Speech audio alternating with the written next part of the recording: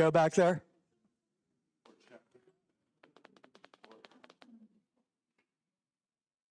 TSC, are we live? Ready to go? Okay, we're on. Good afternoon, everybody. It's a beautiful, drizzly day in May where we're indoors, away from the outdoors, which we know is redemptive and healing. But there are a lot of others that are outdoors that probably envy us in our hermetically sealed environment, separate from nature, which we're about to learn is not a good idea. And so we're going to go to Washington, D.C., and we're going to think about the client as not just being, bald guys like me or long-haired folks like you, but rather little critters as well. Take it away. We had a good lunch. So it basically made me, and there was nothing to drink either. Well, thank you for the lovely introduction. Hello, good afternoon. My name is Maisha Islam, and this is Urban Sprawl in Critter Crawl, imagining a more than human way of living. So, to talk about the critters, we have to talk about biodiversity first. Biodiversity is the measurement of variation of life on Earth, and specifically, species richness can contribute to greater biodiversity and create more resilient ecosystems, which then trickle down to the natural systems that our way of life relies on. A good example is how we rely on pollinators for food production. And so we can start to see a symbiotic relationship between human life and biodiversity that helps to maintain our natural world. But humans have a tendency to break that relationship with our own personal interests, creating threats to native biodiversity. Human interventions like land use change that disrupt habitats, monoculture, agriculture that forces out native species, and then also the introduction of invasive species that outcompete them as well. All of these are human introductions that start to threaten biodiversity and the native species' chances of survival, which have long-term impact, which eventually has long-term impacts on our lives as well. So this is a global issue, but for simplicity, we're going to zoom into DC. DC has many natural resources that contribute to its own biodiversity: Rock Creek Park, the Anacostia and the Potomac River, and also a couple of human-made resources like the Arboretum and Kingman Island. But while the city does have plenty of resources, it's also very fragmented and very limits kind of connectivity between them. So that also fragments our symbiotic relationship with biodiversity. And one reason for that is that our cities are designed for humans, only humans. And these are the consequences of that. In 2023, there were reported of 700 dead birds in DC. We're using birds as a quick way to kind of measure biodiversity in the city here. And 700 is only the amount that we've found and tracked, and they're kind of scattered throughout the more urban parts of the city.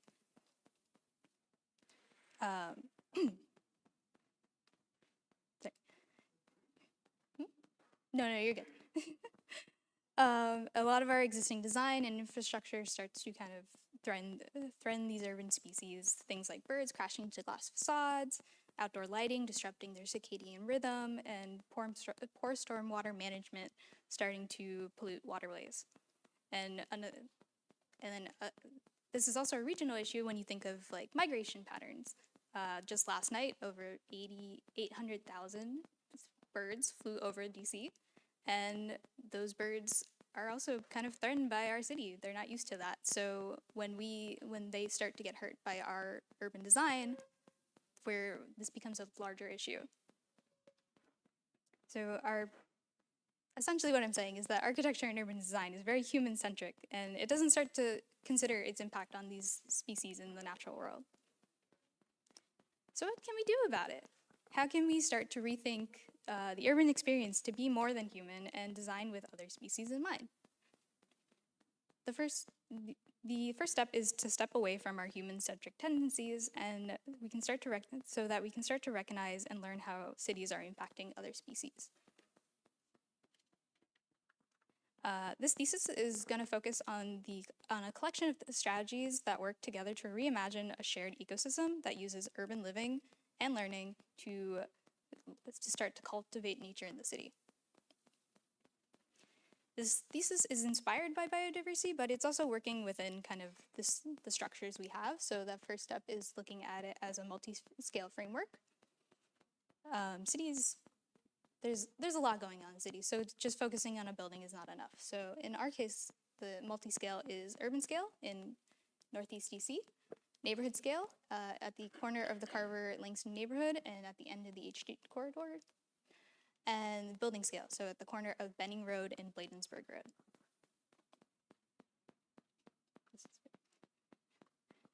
This site was chosen because, like I said, we're kind of working within our limitations. So we're about a 15-minute walk from the edge of the Arboretum and a little bit further from the Anacostia River as a way so that existing urban biodiversity can kind of start to branch out rather than creating a whole new space for them. The existing conditions of the site is majority a surface parking lot with a large shopping center and then a single commercial building at the corner there. It's a lot of surface lot, like I said, so a lot of heat island effect from that, and impervious surfaces along with a very steep topography start to also contribute to stormwater runoff. And then one other aspect of the site is this existing plaza that's at the corner down here, which serves as a bus stop/station, but has very limited shading and is kind of at a very difficult traffic corner. Speaking of that traffic corner, like I said, this site is at the corner of Bladensburg and Benning Road with H Street and Maryland Avenue, high traffic streets coming through. And then we have a very detailed bus system, and the DC streetcar stops right at that west corner. So by taking into consideration the site's strengths and weaknesses, we can start to reimagine how we can adjust things to create a shared urban ecosystem. One that starts to support urban living, embraces coexistence, and fosters a symbiotic relationship between humans and nature. And to do that, we have a collection of strategies implemented at the various scales. The first one is urban matrix. So like I said, we're very close to the Arboretum and the Anacostia River, which also has a variety of kind of habitat types. So that first row is kind of like pulled from that. We also have Rock Creek Park, which isn't close, but it's still a part of DC's urban matrix and its variety of habitats. And on the site itself, we have the existing plaza and nearby street systems. So these all kind of work together to support the existing biodiversity. And then later, we will see how this thesis starts to take this idea and create its own matrix. Another urban scale strategy is the patches and corridors. So the site itself is going to act as another habitat patch with green corridors connecting along Bladensburg Road and Maryland Avenue in our case. This offers a space for urban wildlife to safely reside in, and the green corridors offer them safe ways to connect and move between sites, or move between green spaces. Here's a zoom in of those streets. So Bladensburg Road and Maryland Avenue. The focus here is a lot of bioretention since the topography of the site is very downhill, and then also kind of working within what the street conditions are. So not so much widening the streets and kind of working with the limitations they have. Zooming into our neighborhood scale, this is our site plan. At number 1, we have the existing plaza. It's called Starburst Plaza. It's been expanded to kind of accommodate more space. Number 2 here is, in the middle is our forest. And then the rest of the site is lined with mixed-use residential buildings. And towards the eastern center is a public park to serve all urban residents. The site itself is kind of based on the urban response. So the mixed-use housing is building up the urban edge, while also creating zones and nests nested within the site, so that these spaces are kind of protected and kind of secluded in their own ways. And so these zones then become their own little hubs, such as like the plaza, the forest, and the park. Okay, we're going to zoom into the building scale, which is this snake-shaped building in the corner. The building itself is stepped so that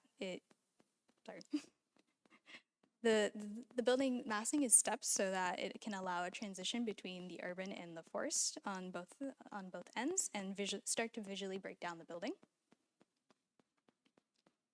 On our first floor, we're still serving our urban context. So the red here is retail spaces that make up for what was taken away from the original site.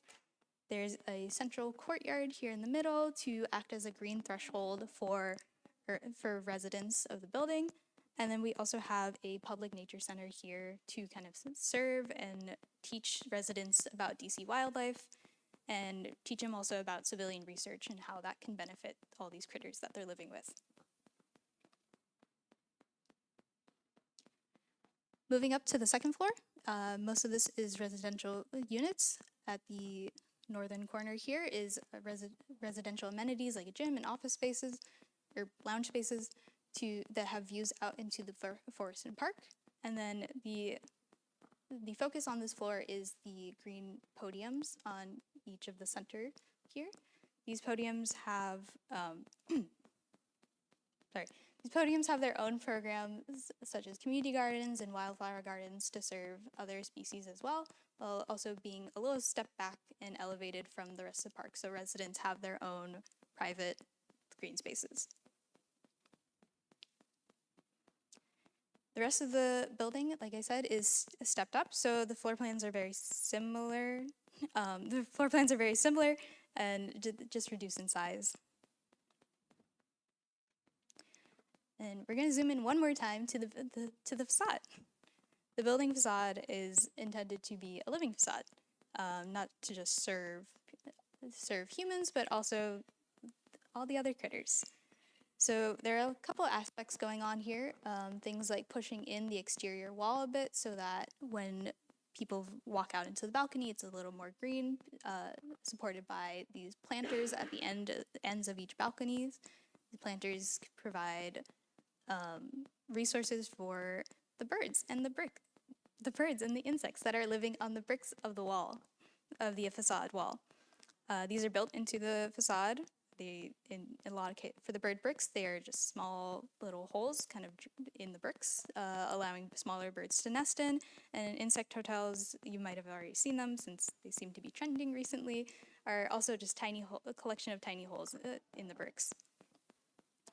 The facade is also broken up by a little partition, a change in plane, so that these critters have a little more space and privacy, a little more space and comfort away from human activity. So going back to the urban matrix, the site is offering a variety of habitats and programs to serve all of its urban residents, offering things like refuge and safety, opportunities to build relationships, and also providing basic resources for other species. And so combined with this urban matrix, we start to see how the project starts to support urban living this is Benning Road, so the human experience, the bird experience down Benning Road, and the bug experience on the planter balconies. We see how it starts to embrace coexistence through the podium, so human view of down at the podium, a bird view of the other podium, and then also the bug experience in the community gardens. And together we can start to rebuild our symbiotic relationship with all urban species, especially to kind of support biodiversity and eventually rebuild our connection with nature. So that is, in summary, my thesis, and I look forward to comments. It's very short.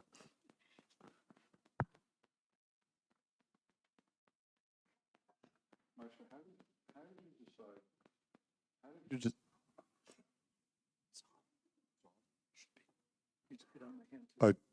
okay. Is that for me or the microphone? How did you decide how big to make the park space, the green space? The park space is more determined by the urban edges. So since the focus was on mixed-use housing, it was kind of just limited to the typical size of a residential building. So it did become quite large. Yeah. How many acres is it? Do you know? Not off the top of my head, I'm sorry. But the rest of the neighborhood doesn't seem to have immediate access to public parks. A lot of them are limited to school property, so this can also serve the residents.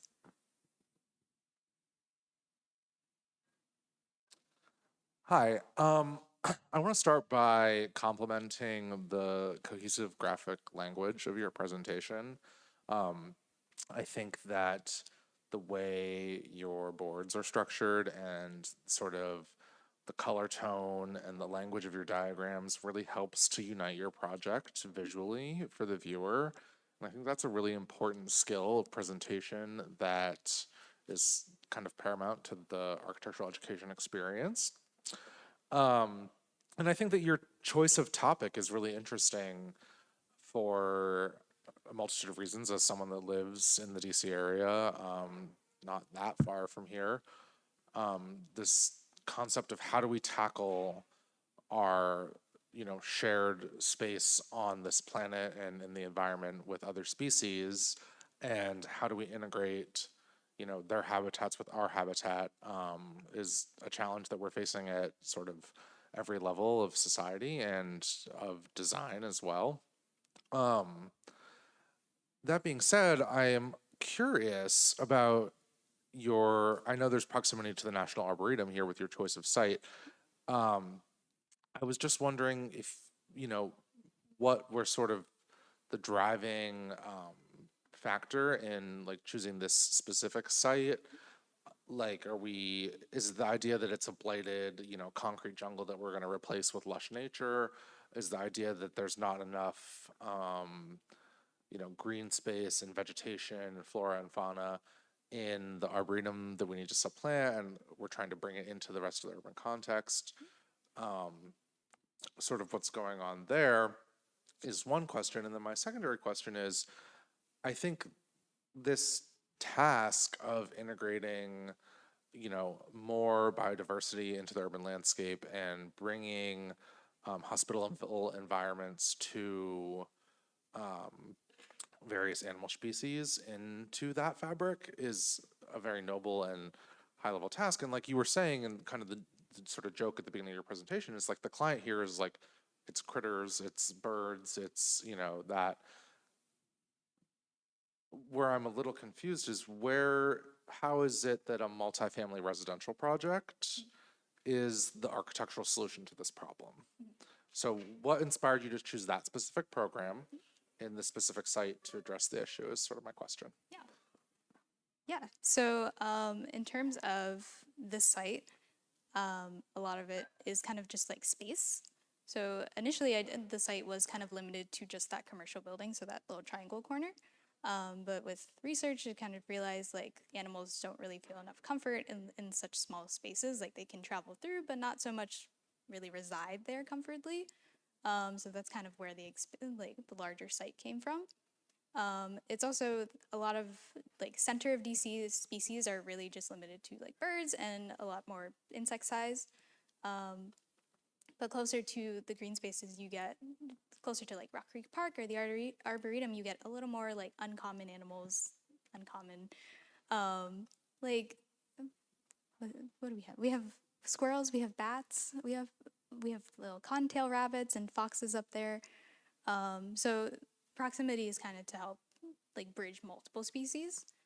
And then in terms of picking a multifamily residential project, one kind of intention with the project was to also teach while also providing spaces. So I felt like simply going to a nature center in the middle of the city is not enough to really like make people more aware of the urban life within the city. So by living kind of in parallel to each other, you kind of get those snippets of, oh, there's other entities in the city than just me.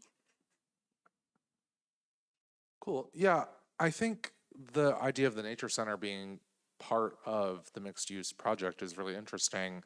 And, I think that there's sort of an opportunity there for the way, like where it's organized in the program, and it's kind of like tacked on the end there, for that to be a little bit more sort of intentional, or there to be a little bit more level of design to that nature center and how it interacts with the surrounding space, where it's sited on the site in relation to the additional units, what services does it provide within that box there?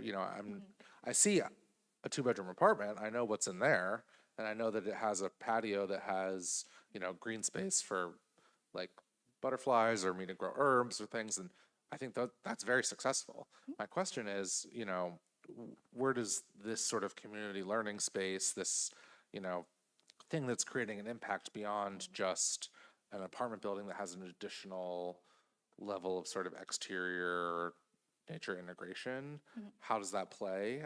I think I'd love to see, more from what is that nature center? How does it interact? Where is it located? I think it could have a really great story to tell as like a catalyst to bind the community of the site together as well. Yeah, I think it's a really interesting point to explore there. Yeah, I definitely agree. I think in terms of timing, like the nature center did get the little butt end of everything, but I think a next iteration would definitely push it further. Yeah, agreed. Definitely a very interesting and potentially like even philosophical topic. Just even talking about, are humans ourselves natural? Like we're talking about two different habitats, but in a way, are we actually part of the same habitat? We're all kind of coexisting. And I like the idea of kind of thinking about that in greater depth and how we tackle that in the built environment. On the site scale, I really like that you haven't constrained yourself to fill the site. I like that it's filled with forest and, vegetation, trying to keep as minimal of a footprint as possible. But I think kind of going back to that philosophical point about, humans kind of overtaking critter land or like Critterville, I'm kind of seeing your approach seems more additive in terms of how you're kind of tackling these more ecological issues. Like I'm kind of seeing, at least on the boards, a more traditional building typology. I'm seeing a brick facade. I'm seeing almost a traditional, typical multifamily residential building that you've applied all these really successful kind of green solutions and strategies to. But I mean, what if like the theoretical scenario, everybody moves out of this apartment one day or humans disperse? Like what happens to this building when it's left there? How do we think about the decomposition of buildings, or does it come apart? And I think one question I have for you is if you explored any kind of building assemblies or materials that kind of address that in your studies in doing this thesis. Yeah, I don't think I've really dived into like materiality like that, like the kind of construction project, the process, like you're saying. Most of this research has been leaning towards the philosophical. And I think one goal I kind of had as a personal goal was to kind of be within like a practical role so that the skills learned from this is kind of applied to future career. Oh yeah, definitely. It's just an interesting question to kind of pose for yourself, and it might be something to explore that could make even the project a little bit stronger to think about, is there a building material that you use that is more ecological, or is it, timber, or is there something that kind of might lend itself more to like an ecological environment rather than something like a brick or that takes a lot longer to decompose or break down or might have more emissions in the process of creating it. Just something to think about like on the building scale and the detail scale. to kind of just really drive the point home of really not just like the things that you're adding to the building, but the building itself is kind of existing in with nature. It's natural and it is breathable and it has life to it.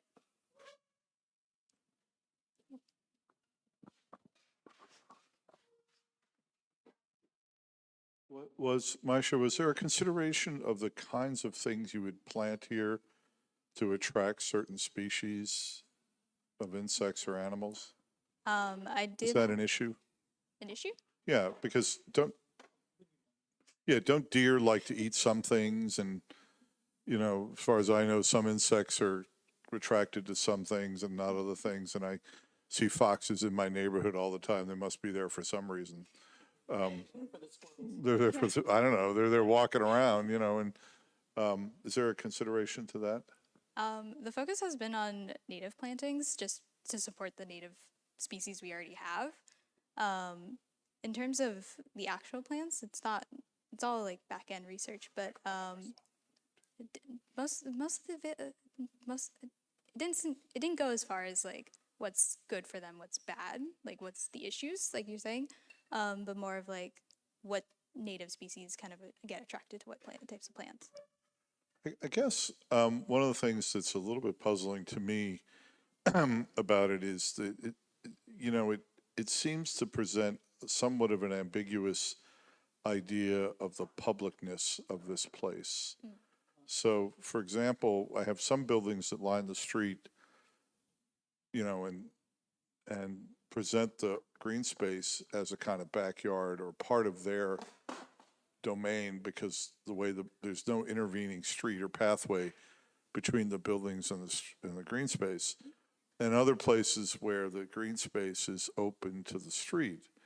And so it presents a sort of ambiguous situation to me about the level of publicness of this, which is a little bit puzzling. Because one of the problems with the suburbs is they tended to put all the green space in people's backyards, which is maybe okay for the individual house, but doesn't do a whole lot for the city. The other thing where I thought you were going, maybe you could talk about it a little bit, where I thought you were going and looking at this drawing down here is a kind of natural corridor that could be a way for wildlife to move through the city. It's sort of like an emerald necklace for wildlife, and that the arboretum is down there, and the Kenilworth Aquatic Gardens are a little further on, and stuff. And it just struck me that maybe there's a way that Maryland Avenue could have a much better continuity of green, because it's not a street that has a lot of traffic. It has almost no traffic there. It has actually one of the more spectacular views of the United States Capitol, but doesn't have a lot of traffic. And maybe there's a way to green that street and plant it in such a way that wildlife could use that as a corridor to get here and then maybe to other places. So, Yeah, that has been in consideration at the urban scale. I guess I think what you're imagining with like emerald necklace aesthetic, similar. Like, didn't go into that as much detail there. I focused on site, but that was kind of the intention with Maryland Avenue and continuing that diagonal through the site, but like cutting off the street so that the green corridor kind of feeds directly into the site and is an animal throughway almost. but did you propose altering Maryland Avenue? Yes. Or just making it all green? Yeah, so Maryland Avenue, Where's that from? it's like behind the, this is the existing. Maryland Avenue comes down to the other side of the plaza and then is a fun little intersection. I've cut off Maryland Avenue and turned it onto what is Neal Street. But further out, did you? Oh, further out? It connects to or the Arboretum and things like that. Oh yeah, it ends right at the Arboretum. That is not an Arboretum entrance, it's like fenced off. In actual fact, it used to be one, but did you propose putting a green strip down? Yeah, there's a section. Is that what, I can't see Yeah, it. yes, it's very tiny. So that's a green strip down the middle, or sort of? On the edges. Existing Maryland Avenue on this half has a lot of lawns almost on the edges of the streets. So it's just kind of utilizing that space. And would that, is that a sort of knowledgeable thing to be able to attract wildlife as a corridor? Is that, for the trees you're planting there, known to be able to do that? Or? yes, it starts to like build up. Oh, sorry. This is dead space for people at home.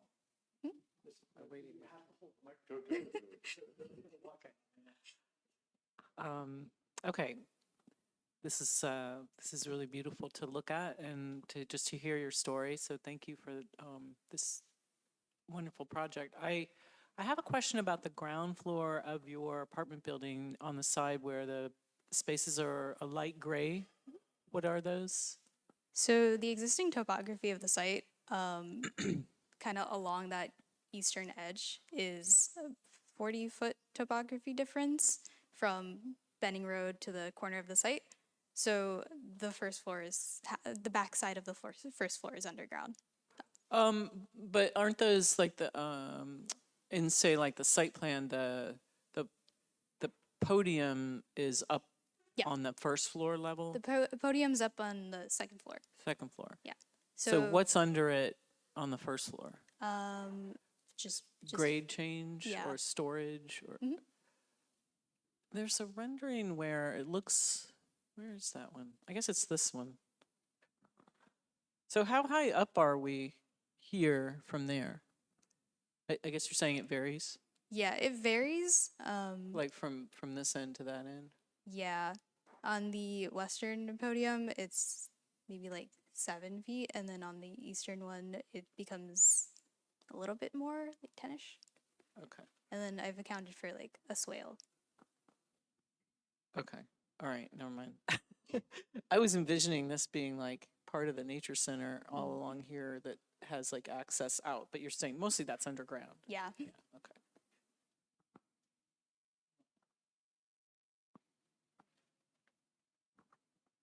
Thanks.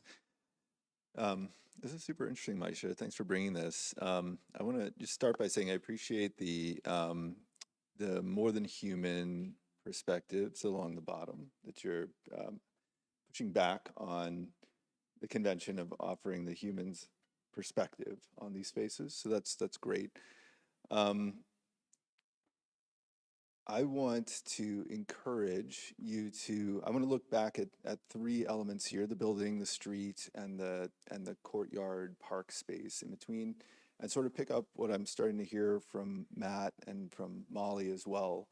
And the question I'm hearing from both of them is they're asking, to what degree can the architecture, can the street, and I'm asking to what degree can the park space, can this question of symbiosis push back on conventional design of these spaces, right? Because in my estimation, my feeling is that they haven't quite, your desire to have symbiosis is not pushed back enough. If we start at the street, the street section, great that you're bringing in more planting, new strips of bioswales and whatever else there. But ultimately, it's a relatively thin corridor. And when I look at the kind of the armature there that's trying to connect the park to the arboretum, these are rows of trees, right? Singular rows of trees that are, this is conventional urban greening of the street, right? And I wonder, in a thesis that is, I think, as provocative as yours, could you be looking at ways of thickening that beyond the corridor of the street, right? Could we look at policy that would incentivize native plantings in people's backyards? So all of a sudden you start to create these alternative routes or these longer chains of native plantings within people's backyards, within private property, outside of the public realm. And that way you have this diversity of connections between these two and a kind of thickening of the connection between the two. So we don't have to rely just on the street with its cars and its people, which are going to push biodiversity way, way down, right, if we're honest. And then, I appreciated, I think, what I heard Molly starting to bring up in the questions around the architecture as well, where she was describing it as additive.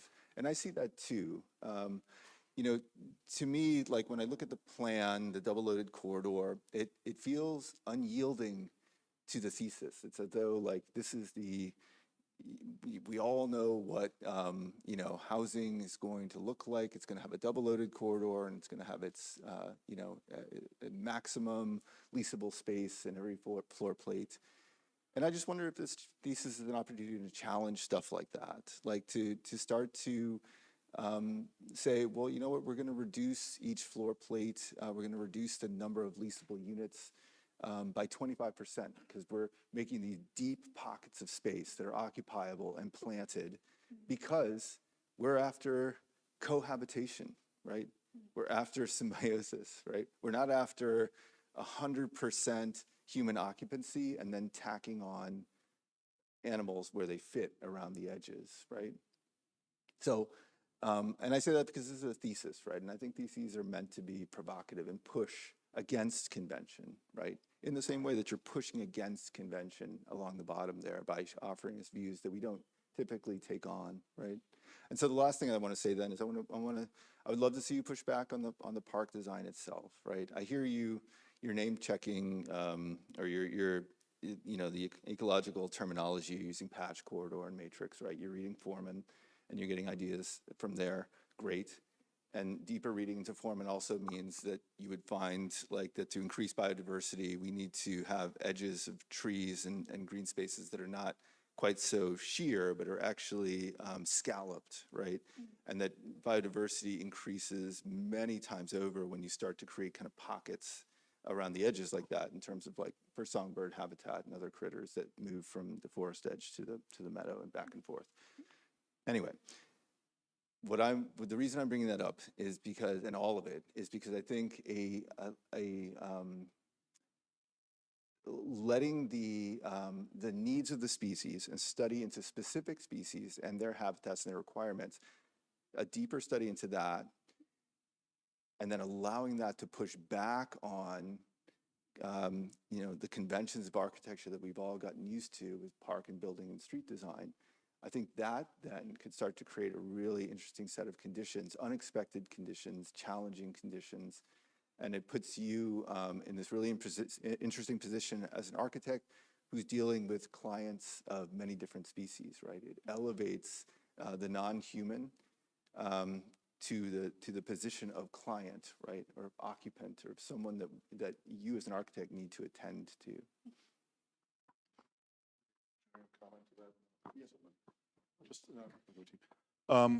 Interestingly, I was thinking about, Michael, your sense of the word convention there. And what popped into my head was in the early 20th century, a lot of architects were concerned with ventilation because we hadn't had air conditioning yet. And there's a series of French publications that compare courtyard blocks and perimeter blocks to buildings that make the short side to the street and have the green space come, and they sort of alternate. In other words, instead of making courtyards, they make little slabs and green spaces in between. And it makes me wonder whether, and they were conventional units, but they were arranged in an unconventional way. They were trying to solve questions of access to green space and ventilation and things like that. And it makes me wonder whether a strategy where you, instead of making a partial kind of perimeter wall around this, one could almost have said we can integrate buildings, almost like taking your U-shaped building, but taking the pieces on the side off of it and saying what I'm going to do is a series of those so the green space comes right up to the edge and alternate those around. So there's almost like a tongue and groove kind of fit between where the buildings and the green space kind of occupy almost the same space. You know, and one could have made that out of conventional, you know, residential types, but how it begins to, you know, deal with the green space and the city and things like that might have been quite different. And I think a little bit you're hedging your bets. Well, half the site's open, half of it's kind of enclosed. And I think maybe something that said, well, you know, we can have this green space in certain ways, but it has a kind of different relationship to the architecture that allows for the biohabitat to invade more the space of the residential, you know, in a positive way.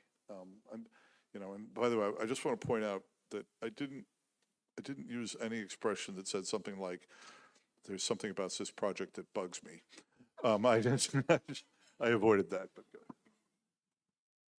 ahead. I think convention is a really good topic here because you clearly have the drawing conventions under control. Those diagrams are really clear from the back. What I wish is that the care that you've placed in those diagrams, you also got down to the scale of the animal. And I could almost imagine this project being presented from the detail out to the urban. And so you tapped into the convention of a thesis that kind of scales down and in. But I wonder if this project asks for kind of the opposite process where you think about the detail first and then you move outward from that. And if that is a type of response that is more sympathetic towards the overall idea that you're asking for here. Because one of the things, I work at an office that builds buildings out of cork and bark and these things that look like trees that are really inviting to animals. And one of the questions that we get more often than ever is, don't you get squirrels in there all the time? Aren't the birds eating that? Don't the bugs get in there? And people are really concerned about that because that deals with a question of like, how do you maintain your building? Will it be more challenging to that? So a question for you kind of about the detail scale. What are some of the challenges about building architecture that invites animals to engage with this in this way? Yeah. I mean, when talking about this project from the start, a lot of people's the questions are about safety, about how do I get the bugs out of my house? And I think that is like a reason why there's hesitation in making a conventional building to kind of like still keep a somewhat of a line. And even then when looking into like bird habits and what they prefer, they're not going to nest next to where people are residing unless it's the bird outside my front door this week.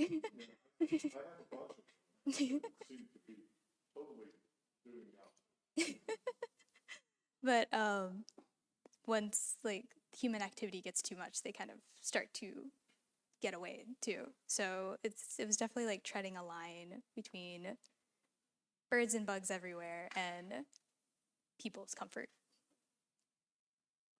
Yeah, I just wanted, well, you kind of started talking about here that I just wanted to add what Adam started talking about, that the strategy that what I'm seeing here is that you're re-inviting this wildlife back to the urban space, which once probably was their space back in the time, who knows?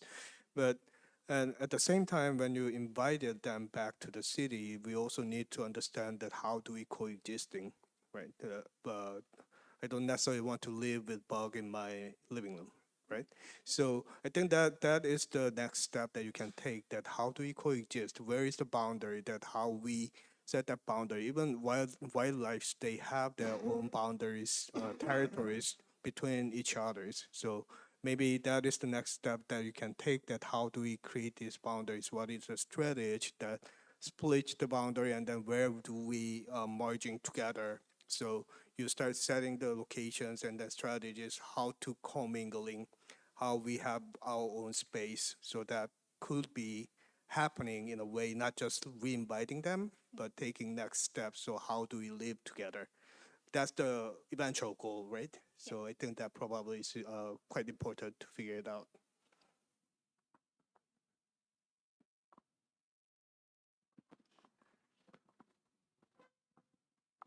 I think for me, the one word that comes to mind when I look at sort of the goals of your project and some of the moments of design that you have here is a system. I think that this problem calls for a sort of systematic approach and a solution that is not necessarily contained to one site and one super block. I'm really the most, I think, interested in these ideas of the green corridor and the connections to the park and sort of these smaller moments and vignettes and opportunities to design for these species at the detail level. I think, like, to me, the most interesting part of your entire presentation is like this sort of section here, but not the section itself. The planters and the bird bricks and these sort of small bits of small architectures and how they serve your intended audience, which is animals.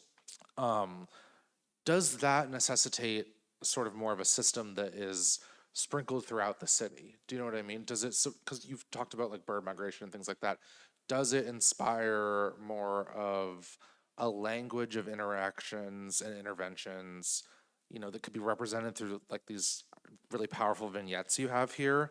As those move through the urban context, I think this could reach out beyond just this block.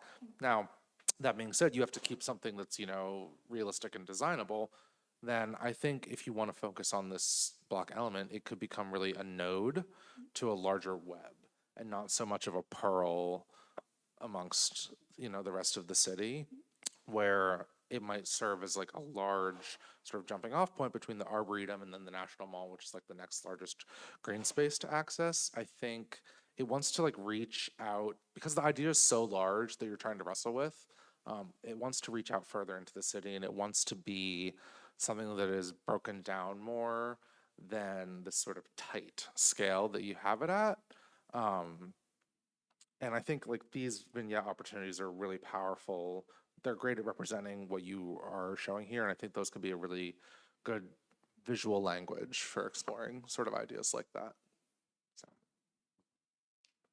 Yeah, thank you. That is a very good suggestion and how to push it further, both zooming in and zooming out.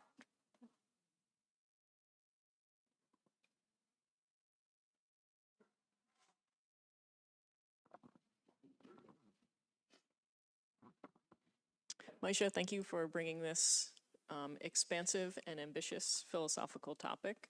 I think that you might agree with a lot of the comments about convention and how to push the envelope. I think all of the topics that people suggested, building assembly, thinking at the detail scale, patterns of development, how to expand this and think about it as a network rather than a singular installation. I think that each of those could be their own thesis topic. And so I know that you, throughout the semester, continually sought to figure out what is the thesis and how can you sort of bring architectural and landscape and development to sort of solve that and to think through those issues. And so I hope that this sort of thinking continues with you as you leave here. It's been very delightful to work with you and very rewarding to follow your curiosity throughout the semester. So congratulations. Thank you.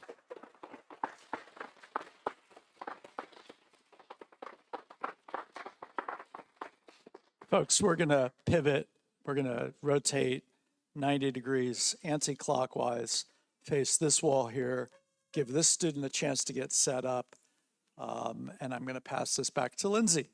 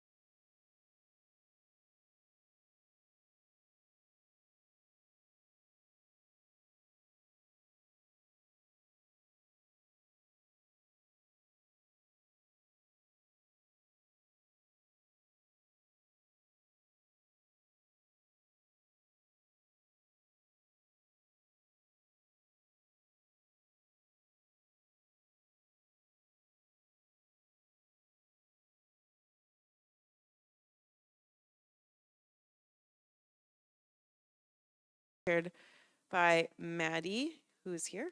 Um, and so whenever you're ready, take it away. You have a microphone. Is it on?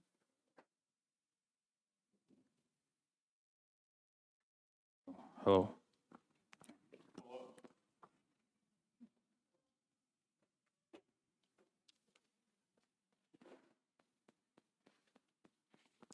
Okay, hello everyone. My name is Uche Ya Ajero. I'm here to present my thesis to you titled Eco-Resilience.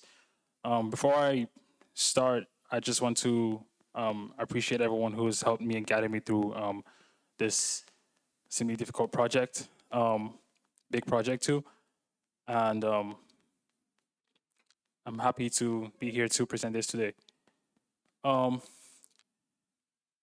So getting to it, eco-resilience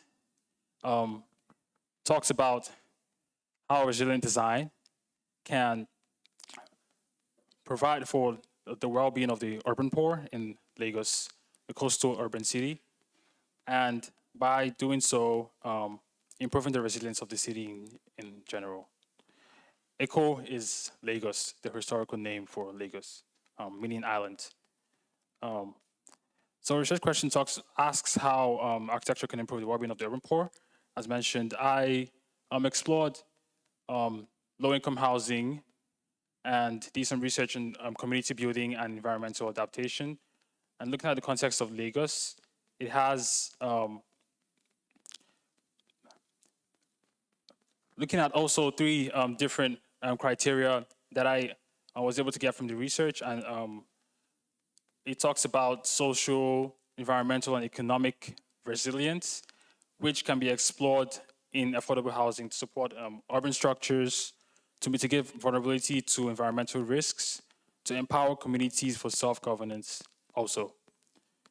And the context of the city of coastal city of Lagos in Nigeria, in the coast of West Africa, it lies close to the equator and has an average elevation of 1.5 meters above the sea, 1.5 meters above the sea level, with a growing population estimated to be at 24 million as of 2023, and a small, relatively small land area of about 3,000 square meters. It's quite dense. And as many other coastal cities is undergoing different environmental risks, including coastal flooding. So introducing us to Lagos, it has two major divisions, the mainland and the island. I will be focusing more on the island, which is to the east of the island, of the entire city of Lagos. And the mainland actually was where development started in Lagos. It's seemingly more developed, or it's still developing, but it's more developed and it's very dense and very populated. And, you know, growth and urban decay, which is starting to spread to the island now, because over the past decade, the island has been seeing the kind of development that the mainland has undergone. So looking at the history, you can start to understand why Lagos became this very busy city, and looking at how the colonists came, and Lagos was the center of trade in West Africa, grew to be one of the biggest cities, and everyone around was moving to Lagos for jobs and opportunities. And this led to other urban problems, which is not only common to Lagos, but to many other urban centers, which is traffic congestion and housing shortage, pollution, overpopulation, as we know it.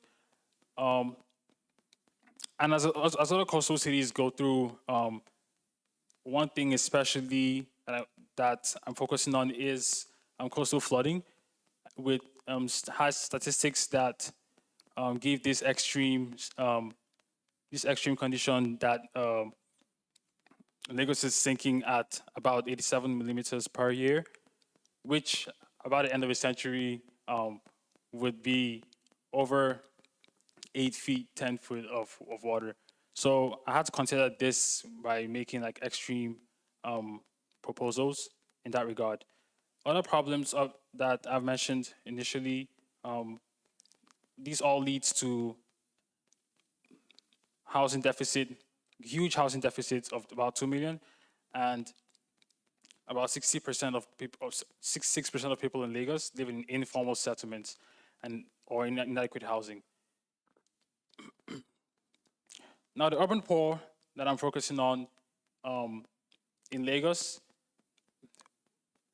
while all these conditions and environmental risks happen in Lagos, the urban poor suffer more from these risks than any other class in the city.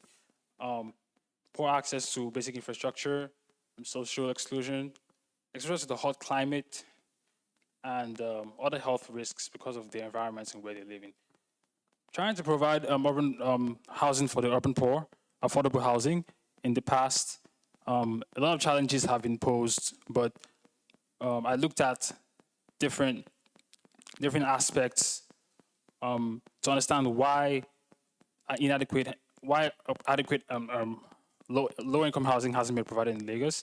I found out that access to finance and followed by land and cost of building materials are one of the highest ranking factors to consider. Informal settlements in Nigeria, in Lagos, in Nigeria, are located in areas that are exposed highly to environmental risks, mostly flooding and pollution. And to provide to provide affordable housing for the low income, it was good to understand the residents and who I would be designing for. So I looked at the typical housing size in each of the settlements, and it ranged from 5 to 10 persons, and sometimes more than that, with income levels of less than $2 a day. They're mostly involved in informal occupations, and most of which include mostly petty trading and street vending to street food vending and fishing, depending on where they're actually located, because there's different informal settlements located across Lagos. And you can even find some white collar job holders living there too. A lot of them are also in construction business. So we may ask why hasn't proper low income housing provided for this group of individuals? And I kind of looked at the previous ones I provided in the past years. This one is called Jack on Day Housing, and I did some analysis and to look at the planning, and 2 and 3 bedroom units were provided in this settlement for the low income. Necessarily, the structures it looks dilapidated because of lack of maintenance. Doesn't mean that it was the units were poorly designed. What I just came across was that it lacked proper cross ventilation, and the general master planning was not put into consideration to take into account different risks that the city faced. So in other words, it wasn't like a fully resilient community. As you can see, this area is heavily flooded, and a lot of the land cannot be used. So I started to look at how affordable housing or low-income housing can be resilient, and how to provide a resilient community for the low income. The 3 different criteria that guides these theses is environmental, the social and economic aspect. Just to touch lightly on each of them, environmental talks about the climate resilient design, which talks about how the design can be informed by the environmental risks and adapts to environmental factors in the context which is Lagos. Flood resistant construction and using materials that will not harm the environment. Social aspect talks about providing social amenities and strengthening social networks. Enhancing personal security and providing avenues for these communities to be empowered. And the economical aspect talks about overall affordability, which will enable the residents allocate their resources to other aspects of thereby improving their well-being. And I considered these in the different aspects of the project and looking at how to implement it in my proposal and different scales in the site analysis scale, the surrounding context scale, down to the master planning of the site, and the clusters and the unit scale, and even down to local materials, most materials that were used with construction. So looking at the program with this criteria guiding the program choice, I looked at providing 3-bedroom family unit, 2-bedroom unit, a studio unit, and other programs under community revitalization that can boost social resilience. Under environmental adaptation, different aspects that can improve, that I aim to create green networks that can improve the overall environmental stature of the site, and to take into account how to adapt to the various environmental risks that Lagos already poses. And then economic advancement talks about how to support and to improve the lifestyle of this group of people. So looking at the site analysis, as I said earlier, I was focusing on the island, and looking at the economic sustainability aspect and looking at how to locate them in a site that can support their livelihood. The concept of affordability demands that the land is not expensive, because one of the higher criteria I mentioned earlier was the cost of land. So I picked an area, Ajah, that is middle to low income and can support the livelihood of the residents around the site.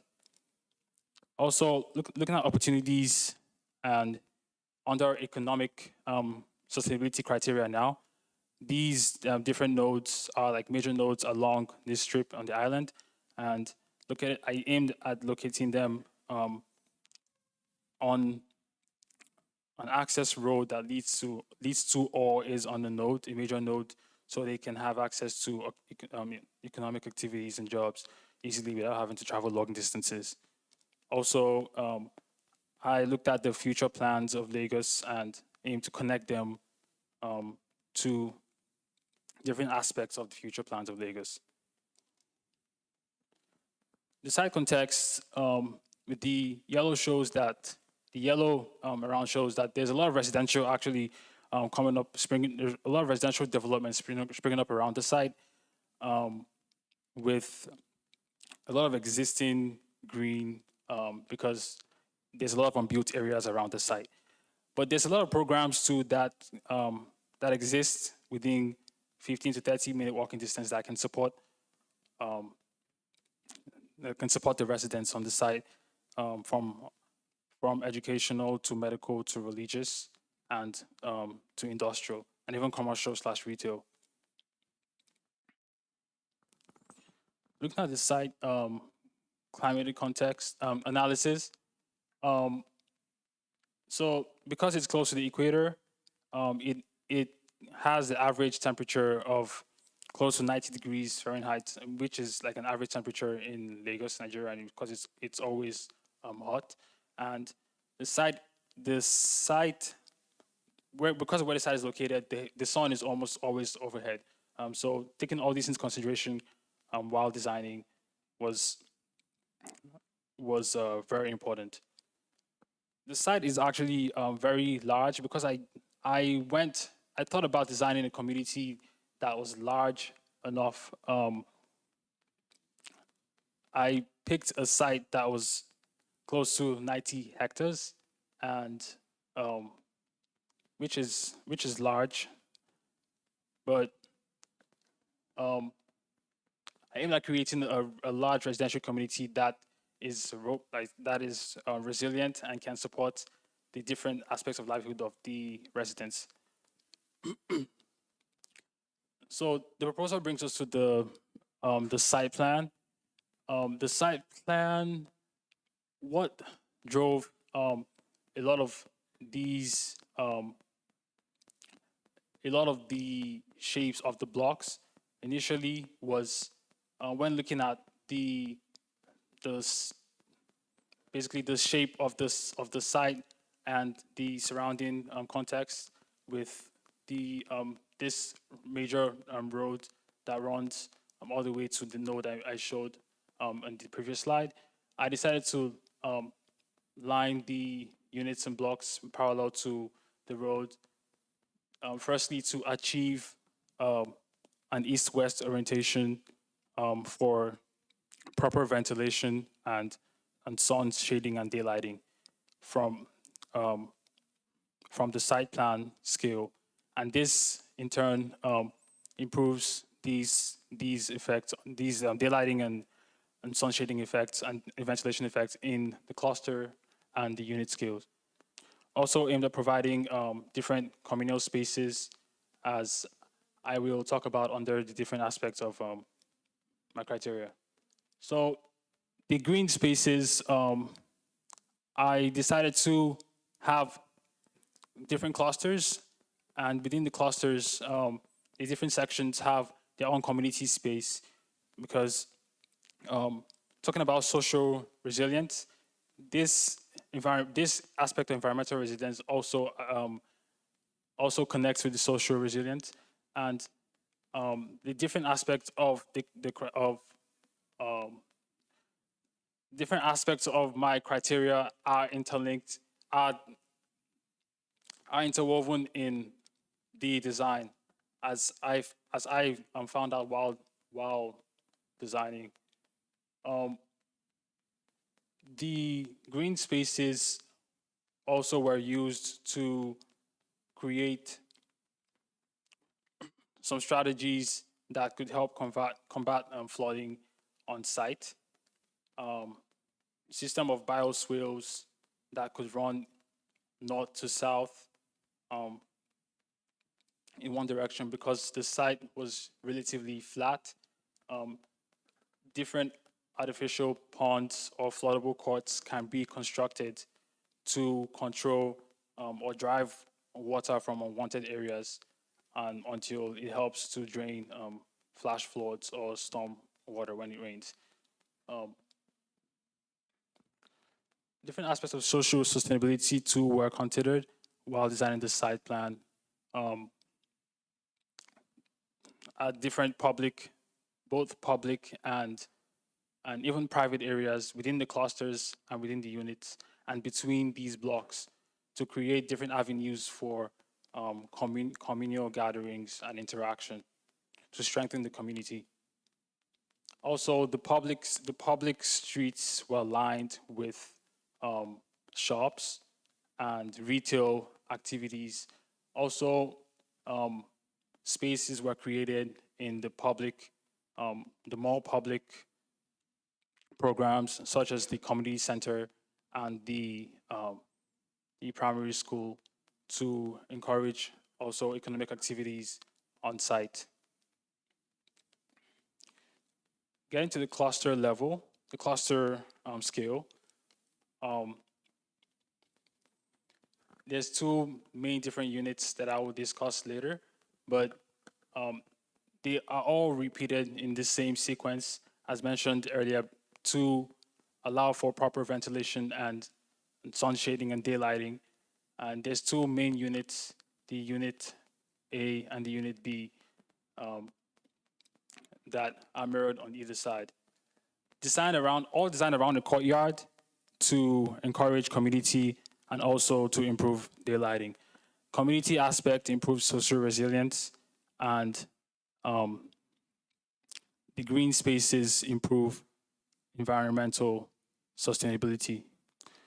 All these they have a factor to play in creating a fully sustainable community. That's the first floor. Getting into the type A unit, first of all, for environmental sustainability, I considered cross ventilation because of the high heat in the area, and passive design was highly encouraged for this area because the residents do not want to spend, do not have the money to spend on mechanical means of cooling. So that led me to design the units around micro courtyards, as shown in on the plan level, and this helps also to boost the cooling in the area because the residents like to spend most of their times outdoors. So having a covered outdoor area was very important. The social aspect of the type A on the plan shows how the different public areas, the more public areas on the verandas, also interact with the public areas in the units, and this helps to foster community interaction between neighbors that share these spaces. It also helps to provide security, as these neighbors can help watch and provide surveillance for outdoor spaces from their living areas. So in general, it boosts social resilience too. The ground floor is elevated from the ground to provide space that can be used for parking and in areas where the buildings line more public areas, the more public streets can be used for retail and commercial activities. So here I provided a studio space, 2-bedroom and a 3-bedroom, all within this individual courtyard spaces. Also helps to boost social sustainability. And when talking about affordability and low income housing, I compared these square footage with the rate of market housing, of the rate of the individual typical units in Lagos, and I was able to get much less than what is usually designed or provided, which is still comfortable space. For example, the studio apartment, that's about 180 square foot, which usually in Lagos they will provide for over 300 square feet. This can still house 1 or 2 people comfortably and is cross-ventilated.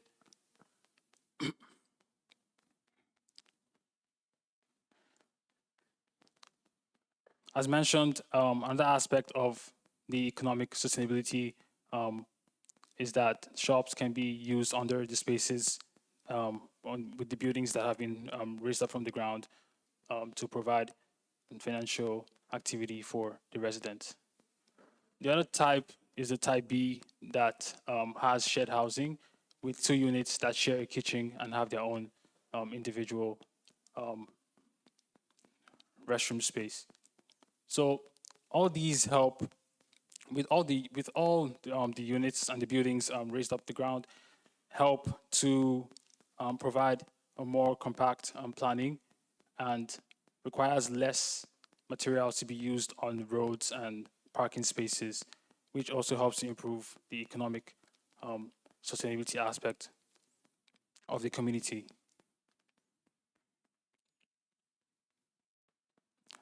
The same strategies were applied across all the buildings, in all the blocks and all the units to harvest rainwater to permit cross ventilation across all the units, and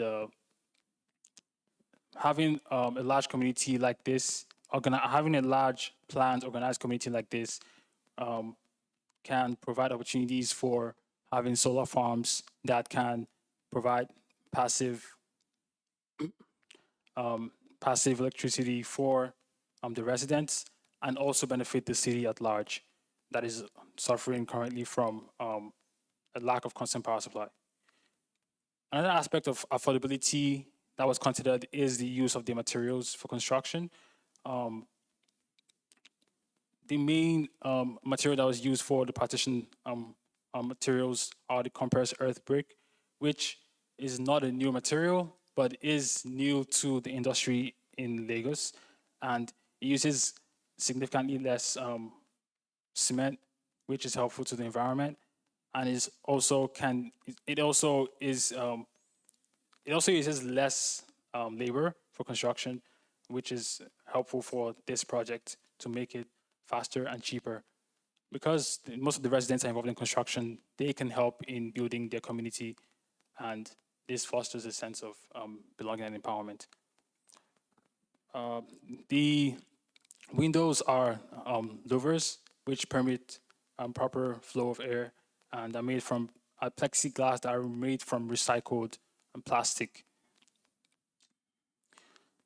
So looking at the different aspects of the project, from the unit scale to the blocks and clusters to the site plan and even the local context,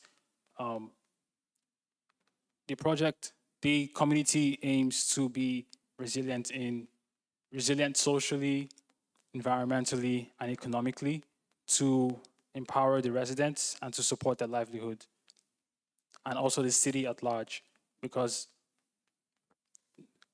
when this community can provide for Lagos in different aspects. This community of this number, having a solar farm here can provide more electricity for the city and reduce reliance on other harmful sources of power. I envision a community that is also not just houses, but a community that is resilient socially, environmentally, and economically. This thesis aims to this proposal aims to show how resilient design can not only support the well-being of the urban poor in Lagos, but to improve the resilience in Lagos City at large. Thank you.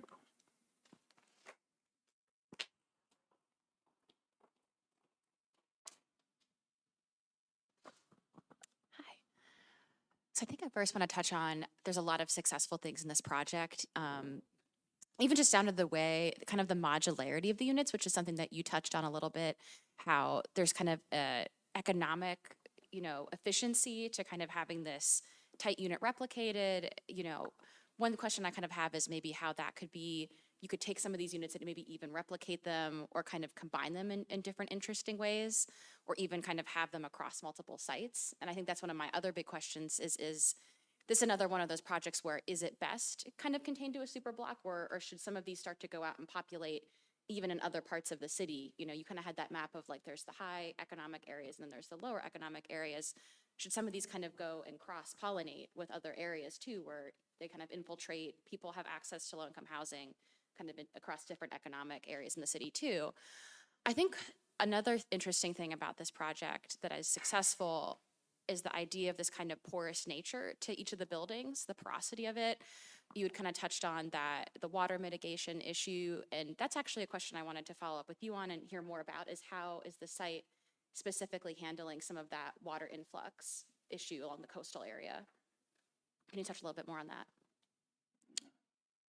Yes, yeah, thank you for the questions.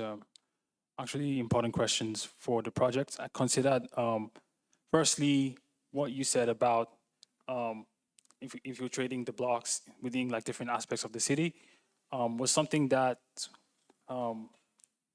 was considered during the course of the project. We actually talked about that a lot because the residents offer a lot of skills that can be used by the different people in the city. A lot of services that can be offered to, and having that, I think that will even improve social resilience. I think better because it goes beyond the community and it kind of crosses beyond community and goes beyond different communities that between low income and high income. Yes, so I think that's something to consider. The aspect of flood mitigation was while I thought about a proposal while designing the project. Firstly, most of Lagos is relatively flat and is low-lying at about 1.5 meters above sea level. And this area I picked, initially, the purpose of improving the environmental or obeying the environmental aspect of the project was to keep them safer by moving them away from the coast, farther away from the coast and more vulnerable areas. That was one aspect. And then for the site strategies, because it's relatively flat, I couldn't really play with like topography to drive water to one area. So I thought about having like more green because that's one thing the city lacks, to encourage to create bioswales and flood rain gardens that can channel some construction has to be done with underground pipes to take water all the way to these other floodable courts that I created that were created in the site plan that can create opportunities for the water to be reused for more or less portable purposes too. So that was as far as I came with that strategy. I think it's a really cool and ambitious idea, kind of tackling both problems at once, the issue of low-income housing and poverty, and then kind of overlapping this environmental issue of how to kind of live in this landscape that is dealing with these flooding issues, and do the two problems kind of overlap? So that'd be kind of my feedback kind of going forward if you push any more of this, is, really diving into that and like how can both of those things inform each other to kind of inform the architecture and the architectural solution on this specific site. Yeah, I think that's a really good point, and I just want to compliment the sort of scale of this intervention. It is, you're considering a problem on like a micro level down to a studio unit, but then populating it out to this massive site, and it's a challenging thing to take on, right? Like, because a lot of the elements of sustainable architecture we all know from practice are expensive. They don't necessarily correspond with someone trying to develop affordable housing. Like, putting in place those types of systems generally is challenging to meet with the requirements that come with cost and constructability for low-income housing. I think your project succeeds in finding a practical way to balance those two things, in the sense that you're keeping the massing and the shape, size, orientation of these buildings practical at a scale that's constructible, so that you can dedicate more resources to some of those environmental things. And through standardization, you're getting economies of scale. Those are all things that are going to result in reduced construction cost for a project like this. So I think that was the right move there. And I think one of the really interesting things about the project is this sort of idea of the water management. That seems to be a huge environmental issue in this area, and how you're addressing that. You're talking about sort of the east-west axis is oriented to accept ventilation based on wind patterns, more so the north-south axis based on how it's oriented on the island. That's where water infiltration from storm surge and stuff is coming. and using those connections between the blocks as these sort of progressive bioswales where water has this opportunity to enter the site and then spread out into those courtyards and then spill sort of its way through the site, is very nice and intentional. And I see where having this sort of flood issue does necessitate the sort of elevating of the housing up on like pilotis or like columns from like inaccessible ground floor areas. Like for practical reasons with flooding, that makes sense. In terms of, if you look at previous affordable housing sort of mega projects like this, in general, it is challenging, especially when you have like sort of social resilience goals, to make something where you're elevating all of the activity away from the ground plane successful. That was like a large issue in like the Bielmer developments that were done outside of Amsterdam in the 60s, where the ground plane was sort of, you know, parking, storage, all of this stuff, and no one wanted to be down there and interacting. And I think one of the fun design challenges that you have to play with here is, okay, how do I make a meaningful connection between where people are occupying on these elevated levels and the ground plane, which is how you're circulating, you know, reaching the market, the community center, these sort of agricultural zones. You know, where does that connection exist? And I think I'm just seeing like one potential place on your plan is in your, I think it's your building type A, the sort of bar building that has that inner courtyard that's in this rendering here. Sure. With the two stair towers on either side, you have quite a large amount of egress going on there. And I think for just to serve, it looks like 2 units off of one stair. I mean, this is the United States building code I'm talking about. Your occupancy wouldn't be high enough to necessitate 2 means of egress. Sure. But that upper area might be an opportunity to, you know, can that be more outdoor communal space at the micro scale of each block? Could that be a place where we can, you know, make an inexpensive modification to the building's podium to step down and meet the ground plane and sort of bring a little bit more life into those areas? Could be something to think about, but in general, I think my favorite thing is just how this grows from a studio unit to something that fits within another 2-bedroom, to then a 3-bedroom that is corresponding size, how that grows into 2 types of buildings, that then grows into a singular block, and then a quadrangle, and then this sort of whole city here. The kit of parts to it is really interesting to me, and I think that's one of the most powerful moves and speaks the strongest to the idea of a true affordable housing solution. So, good job. Thank you. Thank you. Hey, Shay. I was really curious if you could speak to any research you might have done into like traditional or historic forms of urbanism, either in Nigeria or in this part of Africa, that might have informed the form of this, and you know, being laid out on a grid, or certainly like the communitarian aspects of it that you're addressing. But I'm just curious about the choice to do something that's this regular grid.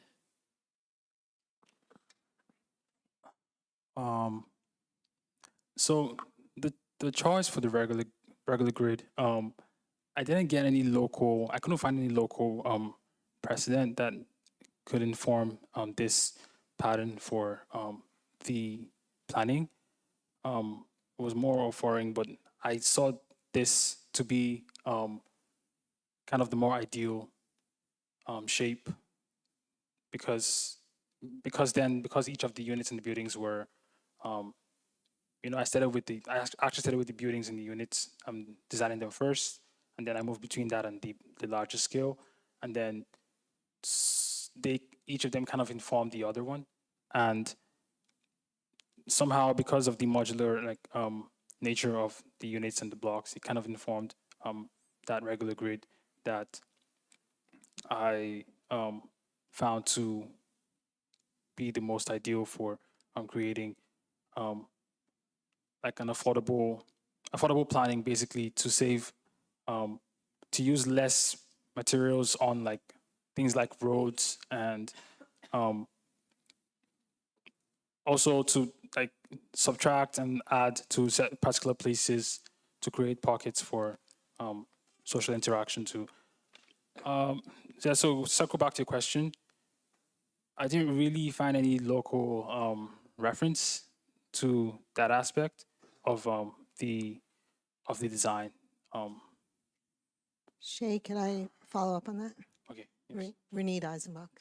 We've never had the pleasure of working together, so it's lovely to see your work.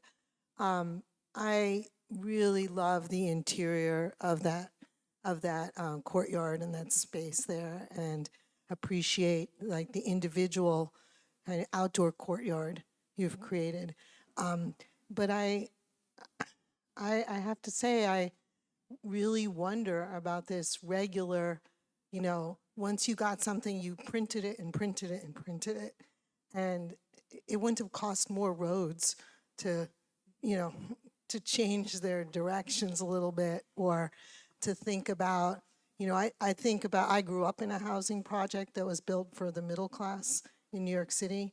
And each block, the public space was slightly different, even though the apartments were the same. Sure. And one of the things that I think about is, how do you create a sense of individual identity and identity for different neighborhoods within this? Like, I was thinking, this is a lot of people, but now, you have, what's the opportunity for the cluster of maybe this group, right? And a different kind of cluster here, and that these gardens aren't all the same. And, just like I live in this one here, how do I find it? So starting to think about the shaping and the opportunity for difference while having a basic unit of housing seems like it can give a lot of character to the different places at a different level, right? It's something that's not the larger aggregate, not the individual unit, but at the space of maybe 100 people or 200 people. I don't know what it is. And then with that, I was also thinking about, two other things. One, this thing feels like there's nothing next to it, right? How do the opportunities of what could be or what isn't yet there, how does it open up to, people filtering in and starting to connect and suggest, so it doesn't become this isolated neighborhood for just these people. Sure. And then to build on that, which I think is part of it, I see you have a market, and you said it's very hot and the kids are barefoot, so I think something there. But is there any other commercial in this? Are there any stores? Are there any, is this a school, right? Yes. But is there any commercial in this? Are there any stores in here? So yes, the more public Along here? yes, the idea is that the more public streets, and this and these ones, and the ones aligned on the public, can have stores under the buildings to support. So there's stores along under the buildings. Are there stores under here? No, these ones are more like alleys. private streets. Yeah. So here, yes. and where else? So there and here, but now these more public ones have these outside markets that also are separate from these stores in the buildings.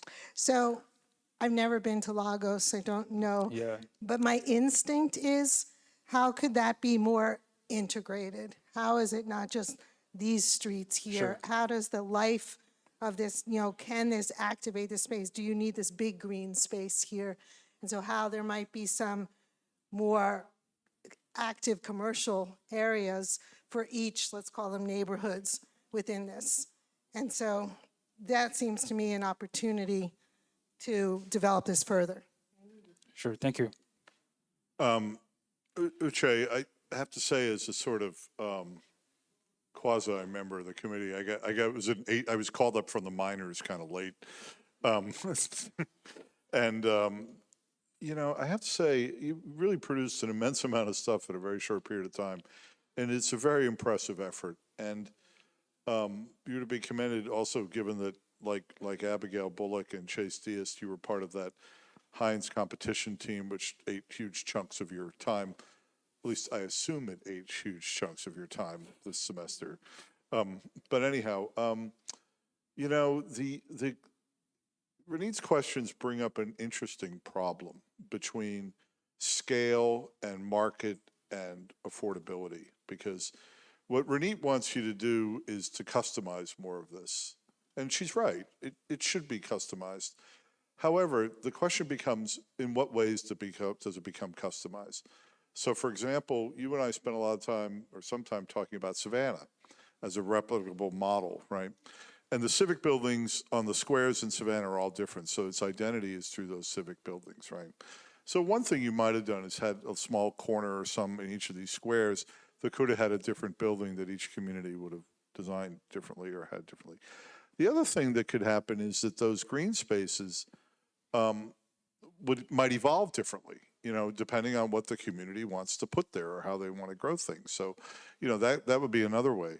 The thing that you get into, though, and this is something that I certainly don't understand, and I'm not sure anybody on our faculty does, is the relationship between scale and affordability, you know, because my assumption is in this part of the world, and maybe I'm wrong, but that in order to build lots of affordability, you have to build a lot. You have to set things up for a production scale that can, because these parts of the world are growing at enormous rates, right?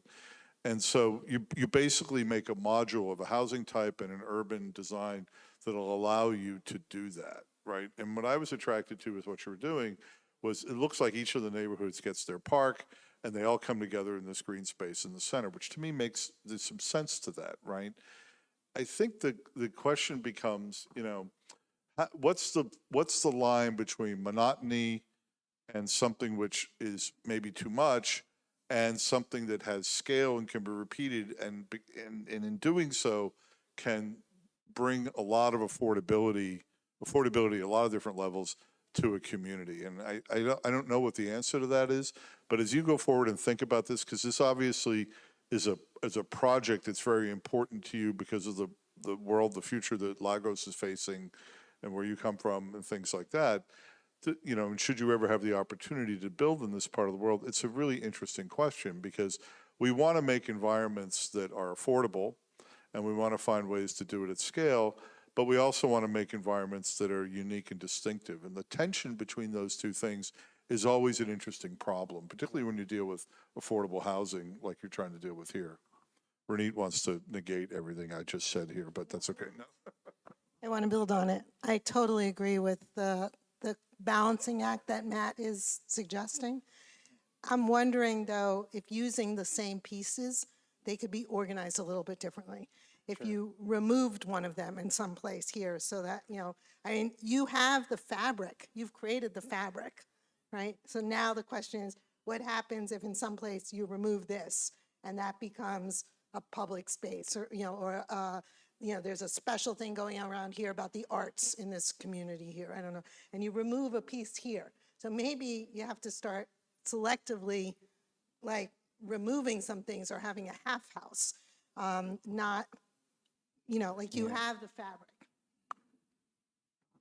Yeah, I'll just add to that I think you can do sort of exercise to not spice things up, but to create a little bit more diversity in form and organization and spaces by, like, if you take things, you have such a great module here, you can, you know, what you have in this plan is the sort of Platonic ideal of the application of this module, right?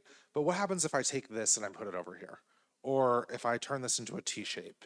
Or if I organize this as two individual clusters or in a different shape, by starting to create a few more forms out of these same building blocks, I've now opened up the opportunity to myself to organize the space a little bit differently, even though it's the same core housing unit and I'm preserving those sort of repeatable and affordable aspects. I can now maybe start to break down a little bit of the monotony of the grid, which is extremely efficient, but as we've all been talking about, sort of brings some of those like lacks of uniqueness. And, you know, what happens if I just have the L version, or if I have the Z?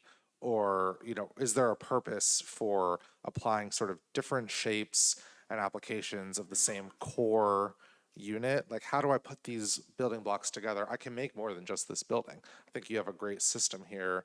I'd love to see like a couple iterations, and maybe with that, you get a little bit more of that flexibility to apply to other parts of the city or, you know, other areas.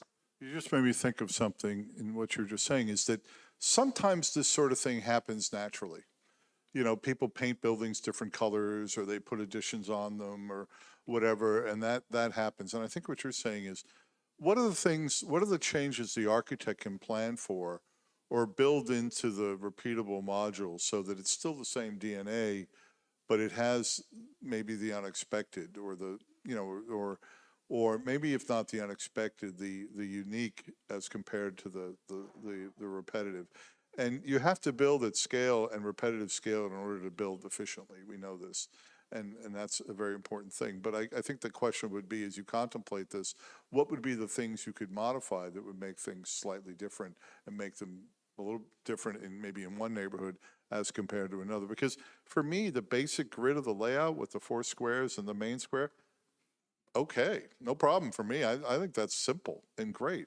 I really think that is a intelligent way to go about it.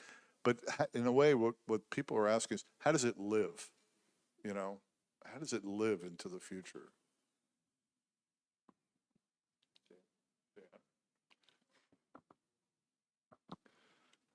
Yeah, I thought it was interesting you mentioned Savannah, because when I was looking at this plan, I was just thinking it was kind of New York block meets the Savannah grid.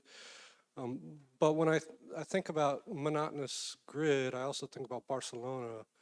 And, you know, I think some of the ideas in the planning of that city was to have kind of an equivalence, this kind of socialist attitude towards it. But as the property started getting bought and developed, like, you know, they each kind of took on that organic development that, you know, it wasn't all the same. And so I think maybe the comments here about the underlying structure and DNA of this are actually really nice. I think the contiguous nature of the green space on the ground floor is really interesting and could be really nice.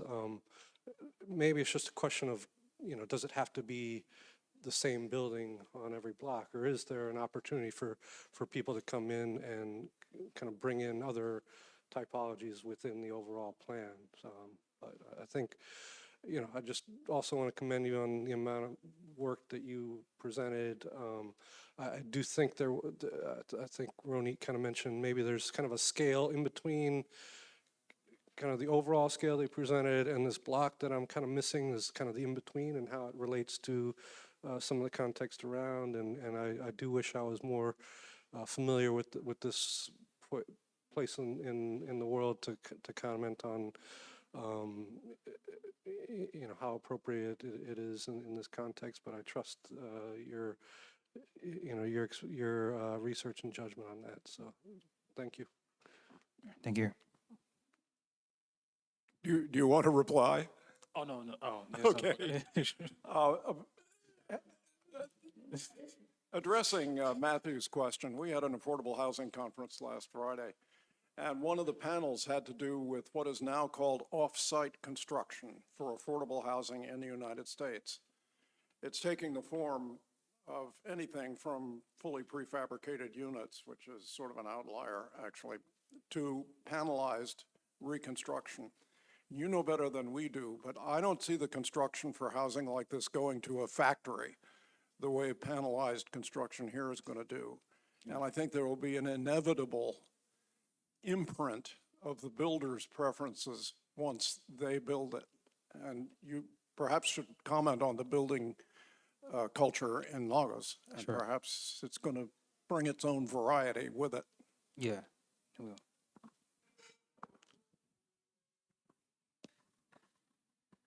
Do you want to comment on it? Okay, it's fine. I mean, I think they're all interesting comments. I actually considered a lot of them while I worked on the project and the entire design, thinking about individuality of the units in the buildings. But the project came with its own difficulties, and I decided to just keep some things I couldn't dive into certain aspects of the projects deeper than I wanted to. So, but yes, very good points that I will consider. So I think about the project further. Yeah, thank you. Well, Uche has taken me on a fascinating journey this past year. And I started off at the thesis match. 2 words caught my eye. Those were urban and resilience. And I thought, yep, this project is for me. And as we got into it, Uche's taught me a lot about the context, the culture, and the climate in Lagos. And I would say that throughout our year together, we've had a lot of constructive conflict because, you know, a lot about the place and the culture is unfamiliar and different. And I think that that's probably a good situation because it required Uche to justify his thinking, you know, when we were butting heads. And as we've gone along, it's been very apparent to me that while this project is very local and it really targets extremely important problems, urban problems in this specific place, it's also really a global inquiry because Lagos is a place where so many of the problems faced by urban areas around the world are just exacerbated. Rapid urbanization, there's what, 1.5 million people living in informal settlements in this city. Climate change with sea level rise and a warming climate. These are all problems that are faced in so many places and are, you know, coming to a city near you. So I think it's been a terribly important investigation. And, you know, we're all looking at the product. I think that the process has been very important. I think that Uche's framework of the 3 pillars of sustainability, the environmental, social, and economic, I think that these are very good lenses through which to observe the problems. Because when you solve for one, you know, you cause problems in the others. So I think this has really brought up the balancing act that is architecture. And as the investigation went along, I think it became apparent that there also had to be a scale framework involved, and that once again you had to negotiate goods between the individual units and the kind of community clusters, the broader community, and how this fits into the broader context. And there's been so much work this semester, and there wasn't time to get into everything. You know, I wish we could have gotten to talk a little bit more about how, you know, you envision the development of this particular part of the island, because I think you gave a lot of consideration to that. Yeah. And so I guess in summary, I'd like to say a couple of things. One is, it's been a great pleasure working on this project with you, and I have learned a lot, which is why I love my job. The next thing, I think that you are well equipped to design for projects around the world. I think you bring a global sensitivity as well as that particular deep local knowledge that animated your project from, you know, the beginning to the finish. And I you know, have been struck by your deep ethical commitment to the people of Lagos. And I suspect that at some point in your career, you'll be back there and you will be engaged in building affordable housing. And I want you to keep in touch and send me the photographs. So congratulations, Uche. Thank you. Thank you so much.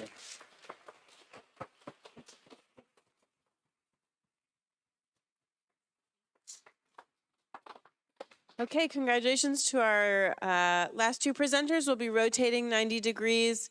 And I think there's a little setup, so we'll take a few minutes to get the board straightened out and the model organized. And we'll start in a few minutes over here.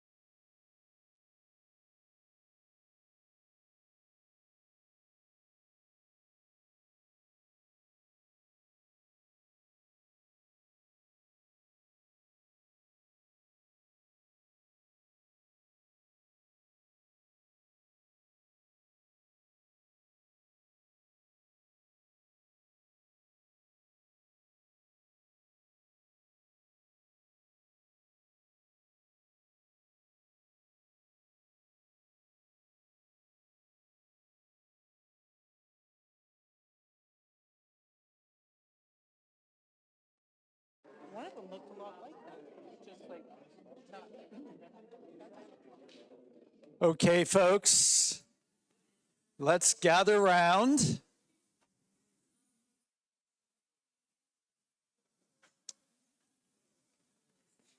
Everybody settle in. So this is the last presentation of the afternoon. I want to thank the reviewers for spending the afternoon with us as well as the morning. Two of our reviewers got lost on the way back from lunch, so you guys have done double duty here at the end. Thank you. Faculty, after we conclude tomorrow, we will be meeting in the conference room at 5 p.m. for the thesis awards. And because it's imperative that some of us, or at least one of us, be able to access that remotely, you can also do it remotely, but you have to do everything through the calendar Evite. So you go to that calendar Evite, and everything is there that you need in order to go and be part of that meeting. Also, there will be an online vote, so in order to vote, you will just need an iPhone, and you can vote whether you're in the room or not. It'll enable us to get past that really difficult task of counting up yeas and nays, which is always yeah, this is so high tech that probably thesis awards won't come out for a month or two as a consequence of this. Another note is that faculty members, the chairs of the committees committee chairs need to poll the committee. I'll say that again. Committee chairs need to poll the committee to find out if they have a passing grade. Then the thesis chair, and the thesis chair alone is the only person that can assign that grade. They go in and do it through UMEG. And then you need to sign off on the rec forms. Some of the rec forms have not made their way to you yet. We're hoping in the next 24 hours, fingers crossed, the rec forms will get there. Some of you are asking what's a rec form. It's the record of the examining committee. That's what we're doing here today.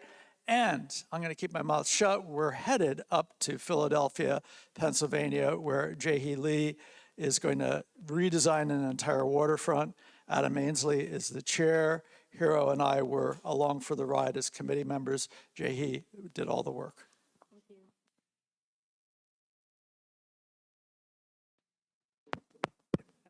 Thank you. Good afternoon, everyone. My name is Ji Lee, and this is Generating Synergy, proposing redevelopment of post-industrial waterfront as a sustainable live, work, play community. So we're all familiar with climate change, which is an ongoing problem that is getting worse by the minute. According to the data, 2023 was the warmest year since global records began in 1850. The temperature increased by about 2 degrees Fahrenheit above the 20th century, and the pre-industrial average temperature over recent years, it has been the 10th warmest year in the historical record. Going over a little bit about the causes and effects of climate change and why we need to pay attention to mitigate the severity of climate change. One of the largest contributors to climate change is the use of fossil fuels, and fossil fuels account for 75% of global greenhouse gas emissions and nearly 90% of all CO2 emissions. And effects are following the causes of climate change, and then the primary concerns are rising temperatures and sea level rise.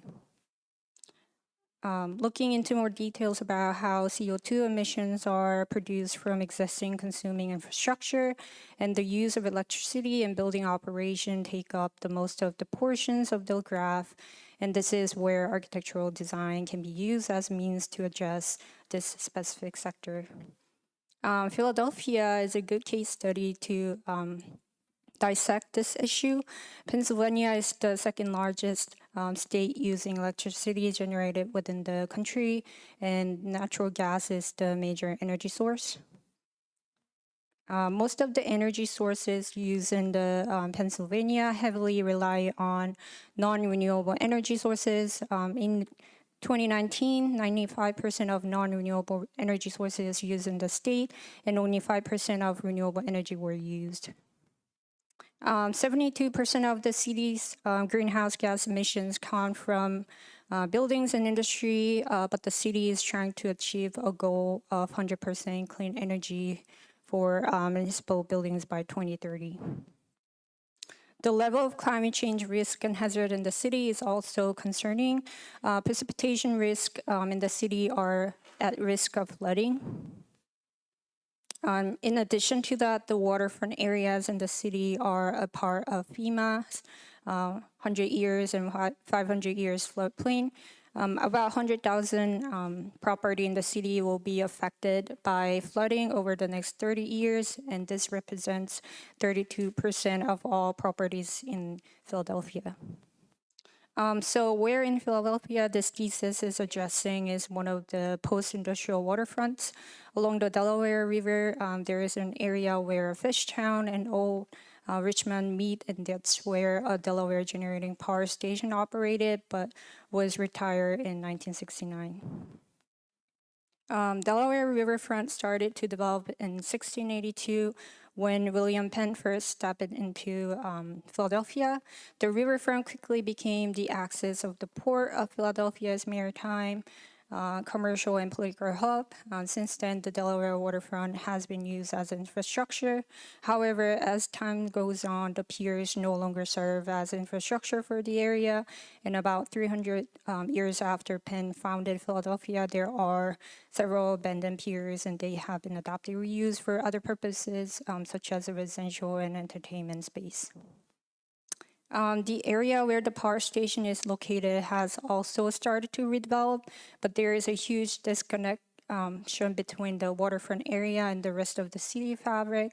And there is also a disconnection between Penn Treaty Park on the left, power station, and the townhomes that were recently built. Another challenge is that there is a lack of amenities and grocery stores supporting those townhomes. The existing grid is showing that the waterfront area is not connected to the city fabric, which gives a feeling of isolation. One of the contributors to this issue is the highway going across between the city and the waterfront area. There are some streets connecting to the site, but it is not easily accessible, and there is no means to visit the area. In between the Penn Treaty Park, next to the power station, and the newly developed townhomes, there is a great portion of vacant lots that also the site makes abandoned. After the power station was retired, the surrounding area then usually becomes abandoned, and even though there was an effort to introduce new development, buildings like townhomes, in this case, if there is no sense of connectivity, the site will still give a feeling of abandonment. Here is where this is introducing live, work, play community aligns with the existing power station building and then the townhomes. Before getting into the design, some precedent show how different post-industrial waterfronts were developed with different strategies. So this is a Brooklyn Bridge Park. It is 1.3 miles long, and it has transformed abandoned waterfront into a public landscape visited by 5 million people a year. The park sets a benchmark for waterfront project globally that both reconnect cities to their shoreline and provide storm buffer in the face of climate change. One of the interesting parts of this project is the water edge intervention. A key move was replacing the failing seawalls with a flood-tolerant stone riprap shoreline. The variety of newly constructed and naturalized shoreline edges supports a host of experience connecting users to the water. In order to create the natural shoreline, they demolished partial concrete living platforms and excavated upland to create a natural edge. Another precedent is the India Basin Waterfront Park in San Francisco. This is a proposal this proposal suggested transformation of a neglected area of the industrial shipwrights era into a 21st century park with an emphasis on public access, social equity, resiliency, and restoration. Then here is the proposed master plan for the area. Compared to the existing condition, the plan introduced more programs into the site. As it introduces more programs into the site, it now follows the city fabric and stitches back to the existing grid. The filling of the abundant space between the power station and the townhomes and further to the green space create better connectivity and some sense of a community in the area. The power station is now in an institutional use, along with the research and development, and there is a commercial corridor leading to the central plaza and connecting to the residential area. To support the resiliency of the site, different water edge configurations are introduced to the site in an effort to provide a natural shoreline instead of man-made shoreline by piers. There are 4 different water edge interventions. First is to preserve the existing pier in front of the power station so that we can use it as a stop for water taxis. Second one is to make a living shoreline as well as construct a berm to prevent flooding. Third one has the advantage of having direct connection with water by the grand stairs in front of the central plaza. The last one is keeping the existing pier so that you can see what it was before, but creating the natural living shoreline by creating the island. Now moving on to the central point of this master plan design, we'll look into the central plaza. The building on the left is a hotel that has restaurants on the ground floor and public conference rooms and multifunctional spaces on the second and third floors that have connections to the other building. The hotel has integrated PV panels, screen, and roof-mounted PV panel to collect solar energy. On top of that, the building also integrated with the radiant heating and cooling system that extracts water from the river. The building on the left has on the right, cafes on the ground floor and offices on the second and third floors. Behind this building, the plaza has a gravity energy storage that holds the energy collected from renewable sources and distributed to the neighborhoods when needed. This building is primarily a climate change learning center with exhibit space and library. Upper floor has an auditorium that connects to the conference room that is located in the hotel building. The building has a little courtyard that has an outdoor learning space and outdoor reading space.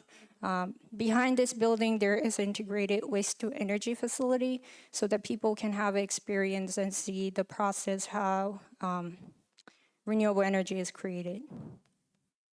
Lastly, this is the perspective of the entrance to the plaza from the commercial corridor where friends and family can spend their time while learning about climate change and clean energy. And this is the entrance to the plaza from the residential area where mixed use and townhomes are located. And this is the view of outdoor learning and exhibit space in front of the learning center. And thank you for listening. I will open up the floor for discussion.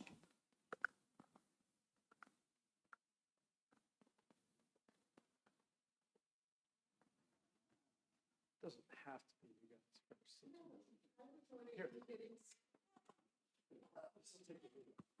I was wondering if you could help us understand the connection from the wonderful precedents you showed us and how they informed your, the choices that you made.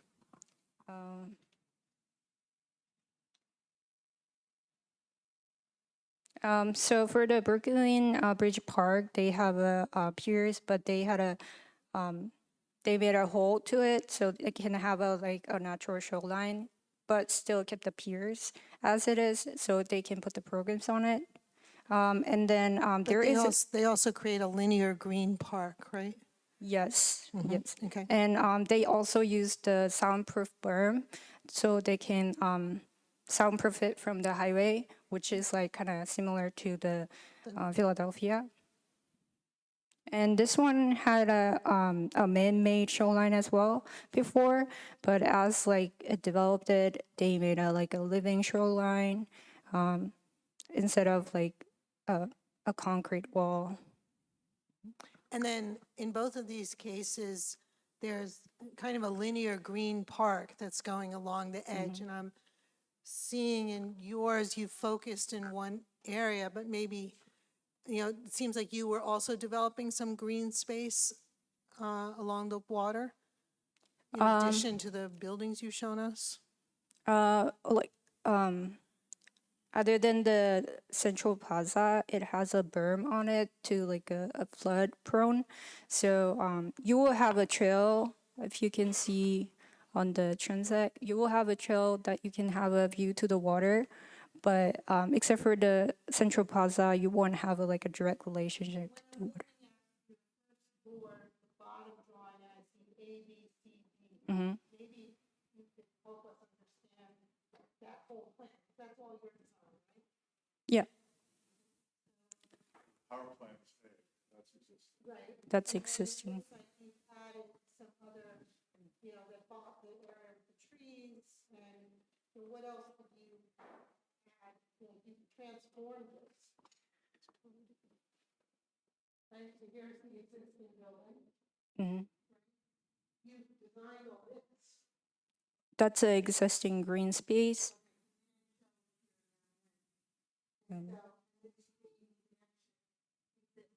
Yeah. Mm-hmm. And then you connected here. The townhouse neighborhood in the center is existing. Yeah. To the right of the sea.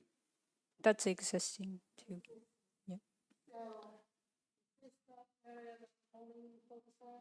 Yeah, Central Plaza, and I added more townhomes. Yep. No, that's not existing, but I extended. Yep.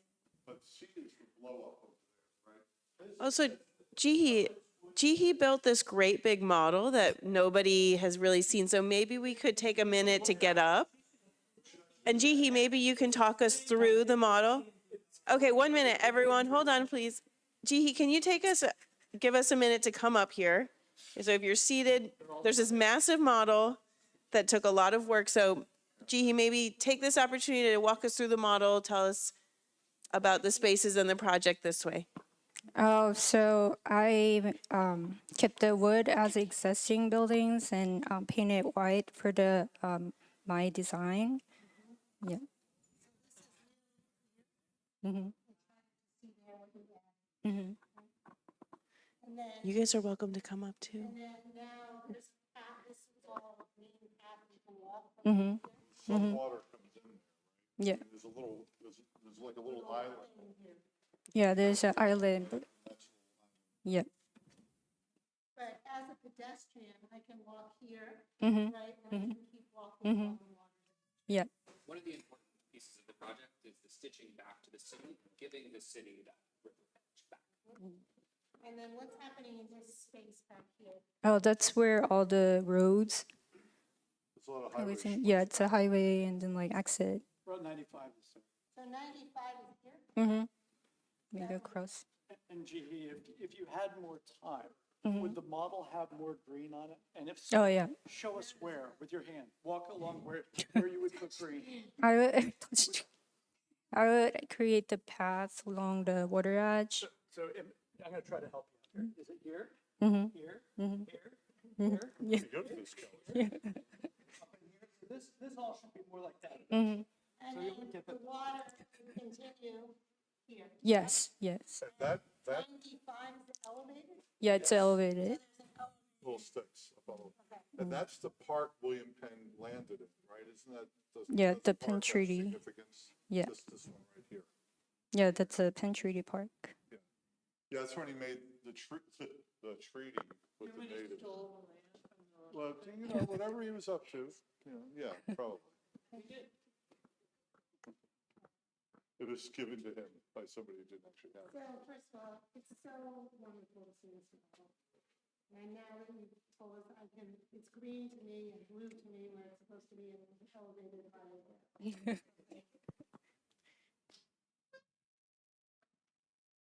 Yes, I guess just gonna jump in and say even though we're kind of going into the minutia of like what's existing versus proposed and new, I mean, I think all this graphic representation is like excellent. It looks amazing.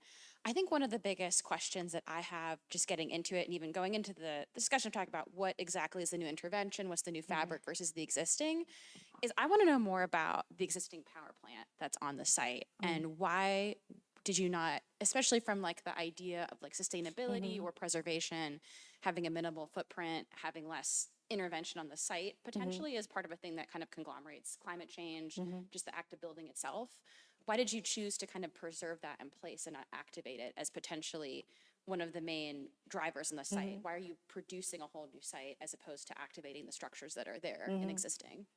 Well, that was like my first like a scope of thesis at first. It was like adaptive reuse of power station, but I was more interested in like the urban problem, the leftover post-industrial area. That's where I started. But the power station is now like adaptive reuse as a like apartment now. Yeah, and yeah. Well, I've actually been in the power station. I interviewed for the job and didn't get it, but it's amazing inside that thing and incredibly complicated, I will say. And there is a developer who's taking it on there, but it'll be a tremendous asset if they're able to pull it off there.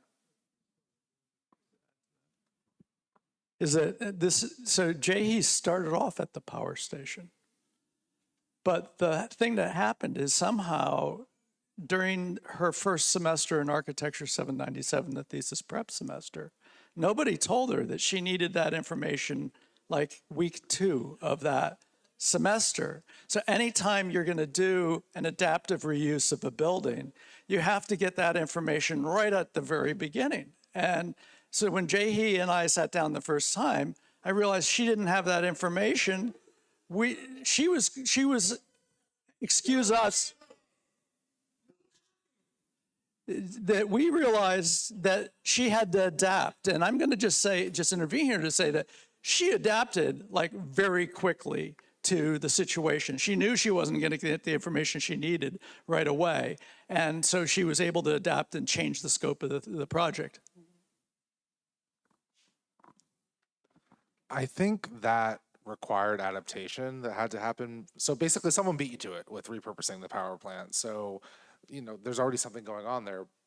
So you can't do that as your exploration, as your project. But the interesting question that I think it brought up and that you've sort of grabbed the bull by the horns and taken on is, okay, so someone already built some townhomes over here and someone's activated this power plant over here. How can I step in as the urban planner and really make a powerful gesture that turns this, rather than into some isolated ad hoc development, into an actual urban space that connects back with the city that it is hosted to? I think for me, besides the fact that you built a model, which is wonderful, thank you for building a model. It's nice to have something tactile to interface with, to understand the project. I really like in this site plan here, you talk a lot about your interventions along the water and the sustainability aspects of that, which are compelling and convincing. I like the idea of like reintroducing the street grid as far as pulling those streets back across 95. It'd be interesting to look at like a historical Sanborn map or some other sort of cartography of the site to see, what was the urban fabric of this over time. I think there's like a tremendous palimpsest that comes with cities like Philadelphia that have been around for centuries and all the change that happens. And I'm starting to see the elements of that be introduced to your site work with these sort of corridors crossing over. I'd like to see, maybe there's one additional series of diagrams there that could really unpack sort of the transformation of this site over time, because we're seeing it in its current blighted post-industrial status, and then we're seeing it as proposed, how we're going to change it. What did it look like when it was bustling industrial, and how did that relate when there was no I-95 there to the adjacent neighborhood? I think that's really sort of interesting thing. And the one thing I'll point out is this location of your central plaza here, and like the sort of promenade steps down to the water. It's not on one of these axes that is bridging that gap over to the rest of Fishtown and the rest of the city. And I almost feel like it's a slight missed opportunity there, because like if I'm coming from the rest of the neighborhood and making that connection, you know, I'm arriving elsewhere and then kind of meandering my way to the Central Plaza. I feel like it almost wants to really be the activating node and pivotal point. I think this highway ramp, is it true? That this highway ramp comes in there, right? Is that it? Is that vehicular access there? Yeah, there's a road, but I don't think that's a highway. But nonetheless, really great like urban moves going on there. I think there's a lot of intention and action. It's fun to see things at such a macro scale. Thank you. It's really wonderful to end the day clustered around a real model. So thank you. So you've told us so much. I'm trying to get this straight. The I-95 is currently elevated there? Yep. It is. What are you proposing to do underneath the highway? You're showing us green corridors connecting through, you know, you've kept the street grid. But what about all that space that has a roof on it? What are your plans for that? Or, you know, if you had another 2 years, what would you plan? I would like thinking as like maybe can be like on the roof, like exhibition on the way. I think there's like a, I forgot what it was. I think it's the DuPont Circle. There's like a underground like exhibition space, like that kind of stuff. Very good precedent. I think it's in Brooklyn, or it's in Manhattan in the lower side where there's a whole effort of things happening underneath the rail line. And I think there's some other examples in Tokyo. There's some interesting things that happen underneath the rail lines too. So that would be your next project. One of the things I wanted to commend you on is I really appreciate the way you've changed scales of your buildings. There's 3 different kinds of scales here. You didn't just with one big brush do it all. And I think that is appropriate as we kind of deal with this piece here and that you're dealing here. And this level here seems to almost embrace and give us a nice street facade along here. And so I appreciate that. I wish, I'd love to hear you talk a little bit about, my daughter lives in Philadelphia and she's thinking of buying a house. I'm like, wow, you better be careful, right? 33% are gonna flood. How has what you've done mitigated the challenges of flooding in this area? Here it's higher, but if you could talk a little bit about that, I think that was a big thing you raised. I'm on camera. Like the precedent I showed, the Berkeley Bridge part, they had like a berm. It was for the soundproofing from the highway. I think that can be also used as a sea level rise. So there is a transit over there that has like a berm that kind of B. So between building to the water, there is like a berm, and there's an elevated path and another living shoreline. I think that would like protect from the sea level rise. So do we find that berm all the way along here? Because you have different sections. I would say, yeah, except for where the Central Plaza is, there is a berm. This one. Except for the Central Plaza, there is like a stairs going down. Except for there is like a berm. You know, that's a really good point, Renita, about resiliency, about dealing with the edge, because the water is going to come. And I love the way you made the model. It looks like the water is really sloshing around down there. That's really, really nice. Gee, this is a nice project, and it's an immense project, actually. And you're to be commended for making such a coherent plan. And I have to give you some props on one of your, where's that diagram? I was just at this diagram, this one right here. I think that's really a nice partie diagram, and bravo, you know, in terms of being able to show things so clearly. A couple of thoughts. Number one, what I think is interesting is the idea that the waterfront is the asset. And so making streets that connect through does offer the potential for these adjacent neighborhoods to feel like they have at least some direct connection to the water, and it expands the idea of the waterfront as an asset for those neighborhoods, even though they may be on the other side of the highway, number one. Number two, the continuous park is interesting.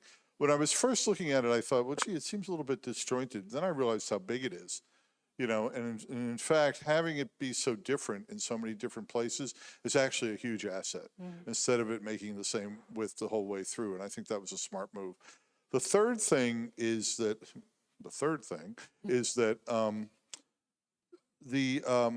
oftentimes in big plans like this, they take a long time to be built out, right? So obviously there's the townhouses that started, that some developers doing it, and you're adding on there. Townhouses in the real estate market are the sort of the shock troops of difficult sites. In other words, they go in first because they're the easiest to build and they're the most economically efficient, right? They make the most money and they have the lowest risk. So that's clearly what was going on here with this developer. He was putting those townhouses in because he knew, or she knew, that that was low risk. And so mimicking that's pretty good. It would have been interesting too, just as an aside on the townhouses, to look at the fabric of Philadelphia, because Philadelphia has some of the richest townhouse neighborhoods, and they're not all the same. You get a street, like one street's one size, another street's another size, and that would be an interesting way to variegate the market rather than have them all be the same size. The other thing I think is that one of the things that's really important about urban design plans is that the DNA, and by the way, these are lovely drawings. I just want to say that before I forget. They're really beautiful drawings. That is a really terrific drawing. For my taste, the buildings are a little bit more complex than they need to be, I suppose, in terms of all the ins and outs and ups and downs, but that's probably more personal taste than anything. And I like that very much. But one thing I just would say in terms of where plans like this go, which I think your plan does a nice job of setting up, is that when the real estate value starts to rise in a place, buildings get bigger. The best example of this is the Inner Harbor East, which was originally planned at 3 and 4 stories, and what's over there now are very big buildings, but the actual urban design of the streets and blocks that were originally put down there is still the same as how it was originally imagined. And I could imagine this neighborhood particular right here. This is you, right? This is all you? Yeah. Yeah. I can imagine much bigger buildings there eventually, that if you sort of, this is there, you do that, you build the assets of the park and things, so there's things for people to come to in the waterfront. I think what you would find that is as the value rises, these are going to get bigger.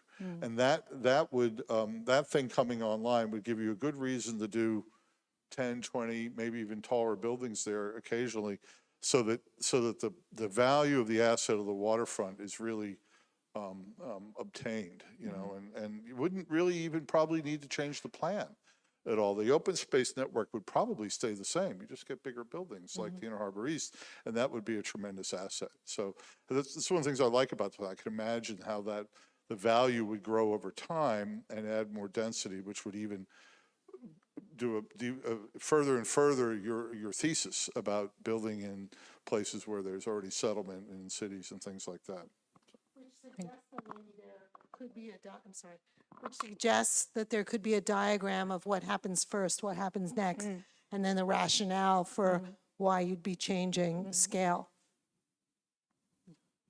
I just wanted to note one more sort of important feature, since a large portion of your thesis is dealing with environmental concerns, sustainability, particularly along the waterfront, and sort of, you know, these interventions that you're doing. I think one point that maybe could use a little bit more addressing, or just like a diagram, is like, how does this connect transportation wise with the rest of Philadelphia's transit network? So I know that over here, like at the base of Fishtown is where the Girard Avenue streetcar terminates. So like if you're proposing maybe an extension up through here or something to sort of mitigate that I-95 slice that it's cutting, or something along those lines, just like a diagrammatic level to show, you know, because we're seeing like the formal thing with all the grids and everything, but like how does it interact with other systems in the city? Yeah. Would be really That's cool. a good one. Thank you.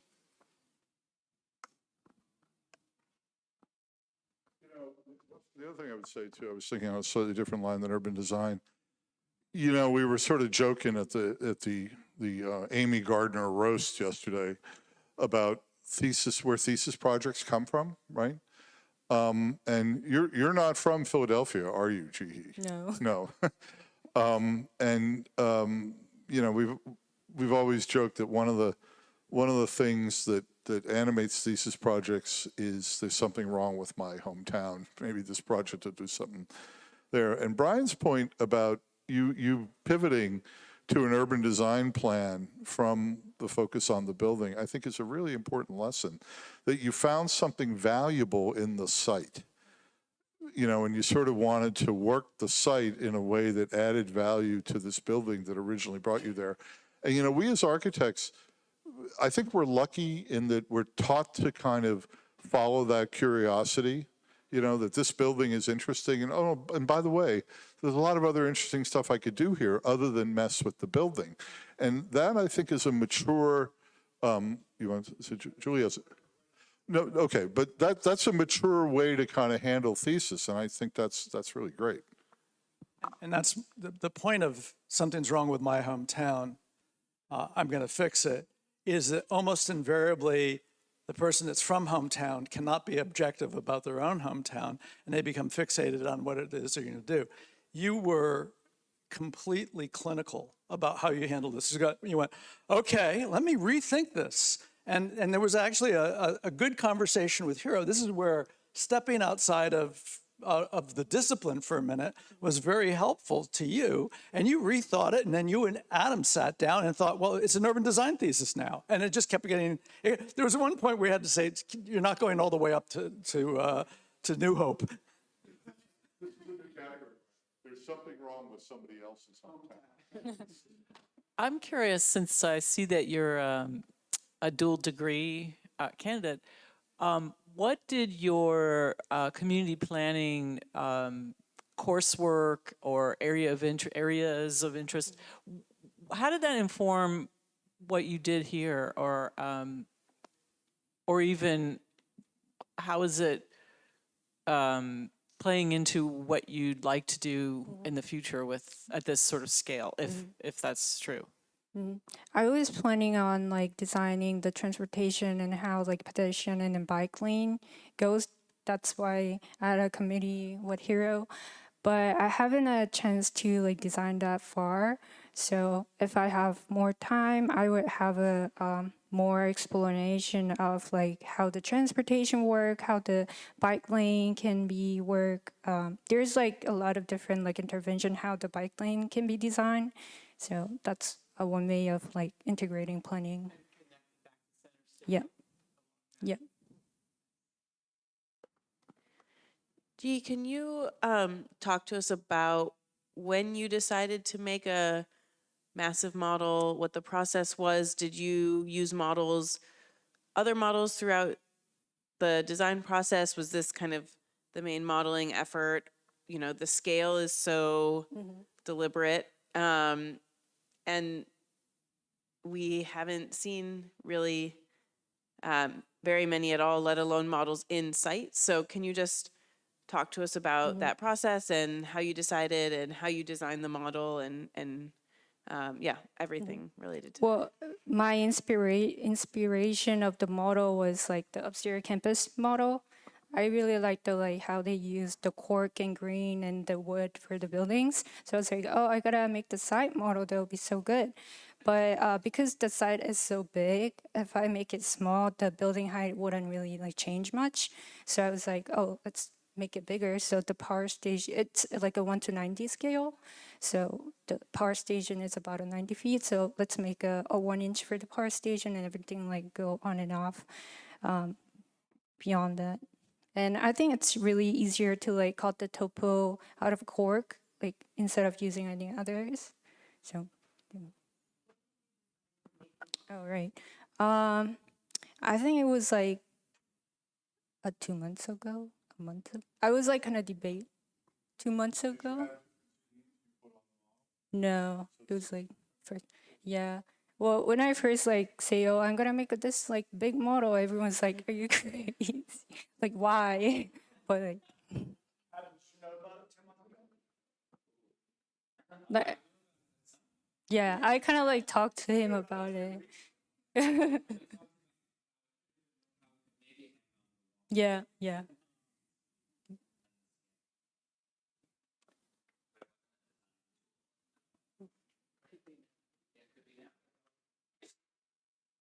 I just have a quick follow-up question about kind of the selection of where you chose to put these different nodes in the site.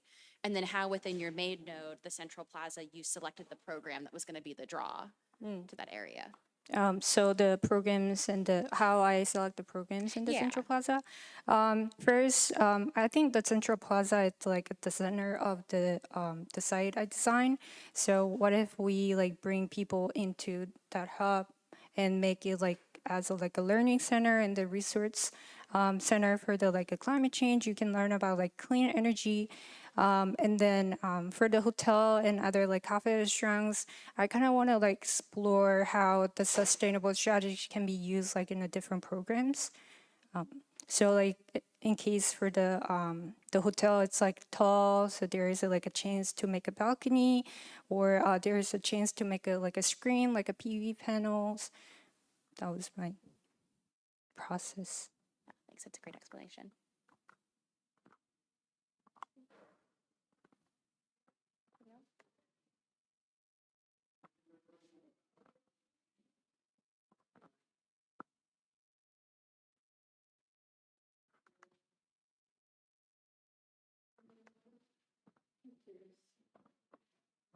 So there's been a lot of conversation about how your project changed. And I'm curious to know what didn't change. So was your initial question about sustainability and about climate change and about sea level rise part of why you chose the power plant in Philadelphia? Or like, how did you get to that? Oh, my initial interest was adaptive reuse of like some of the building, and what if like I use like a power station, because like power station was like a main contributor to the climate change. What if we like flip the narrative, like make a clean energy facility? But that was like my initial concept. But what if we explore to the master plan wise? I think that was the move. So another way to think about what hasn't changed is there's still an element of adaptive reuse, but it's at a different scale, right? And the power plant is also connected to the whole industry, you know, the whole sense of industry there and the way the port, you know, this port worked. So I think that's interesting for people who haven't yet done their thesis to think about how you might have certain values and questions and that you might not have found the right project for it or right scale, but you may be still pursuing those things, even though in a way it looks very different, right?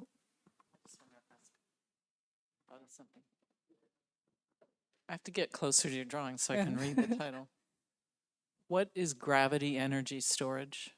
Oh, that was the one. I think it was like a technological way to like store the energy that collected from the solar energy or wind energy.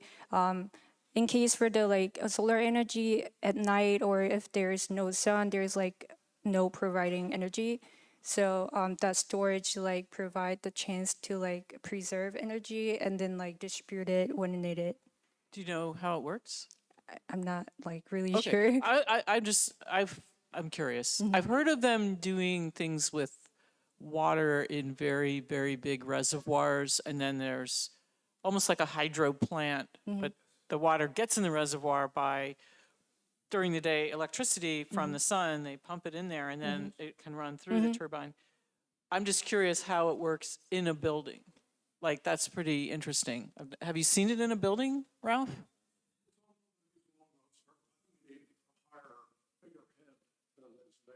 Beside the Delaware, my project. But it's labeled on a building.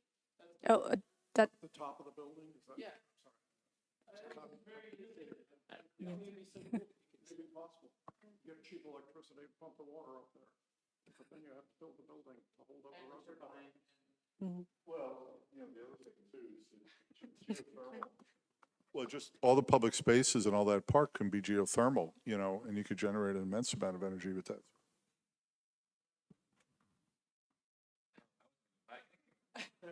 I was just copying Ralph here. I've been staring at these three perspectives here. I find the architecture very easy to read in section and axon, and I love the graphic language of the perspectives, but I feel the vegetation is kind of hiding the architecture a little bit. I think a pass of like a layer of transparency there to let some of the background come forward, especially like the middle perspective, right? Where there's some of this kind of notion of this gateway beyond, but I can't quite get there. So I think perspective, maybe perspective 3 on the far right does it the best, but I wonder maybe a little bit more about porosity and transparency in those drawings could be really helpful. I didn't intend to make that comment, but that's just what was on my mind as I was looking at these. Thank you.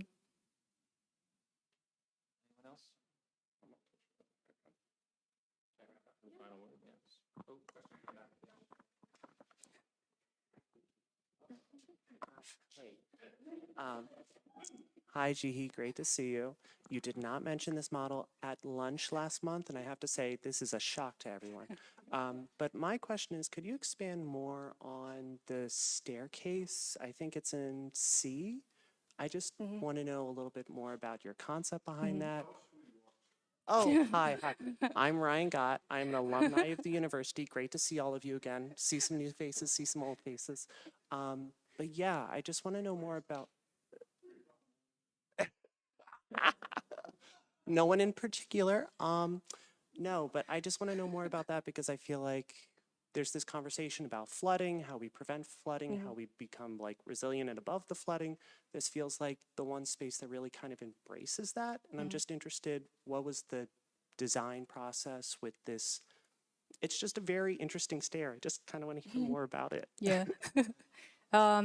For along the water, there is like a berms like higher up, so you don't get to see like direct relationship with water. But that central plaza that has a direct connection with water, that's the intention behind it. One other thing I want to give you some kudos on, these 2 panels here for the A, B, C, and D, these little section axons with the little before and after diagrams are really nice ways to explain these areas. And one of the reasons why I think they're so important is they help you understand things in smaller chunks, because these are big pieces of a city. You know, this is a city-sized thing. And sort of looking at them, I mean, maybe I might have chosen the areas a little bit differently, I don't know. But I think the strategy is really good to kind of take things in more bite-sized pieces there. And I'm really taken with the amount of variety you've been able to weave into this, where you have mixed-use neighborhoods, you have residential neighborhoods, you wove in some sports facilities and things. I mean, it's a recognition that the city is made up of a lot of different things, and a site this big can meet the market in a lot of different ways, which is really great. I guess it's a city-owned property. I don't know who owns it, but whoever owns it, that's really great because it allows them to pivot as the market shifts. You know, if it's a residential market, you pivot this way. If office ever comes back, you might pivot another way. And that's a really good thing to build into a large urban design scheme. Piggybacking on that, I have a thought about the sort of A, B, C, D down there and then up here, which is very clear. I think it would be even more helpful if each of those had a name. So, because that was the thing that I was like, I kept going back and forth and back and forth. Because you did explain them that way in the presentation. So if I could see that up here, like the power station district, the stair plaza district, or whatever, it just makes it easier for somebody who's trying to take all this in quickly. Brian, we'd like you to actually use the microphone. You can hear me. By the way, Ryan, you haven't changed a bit.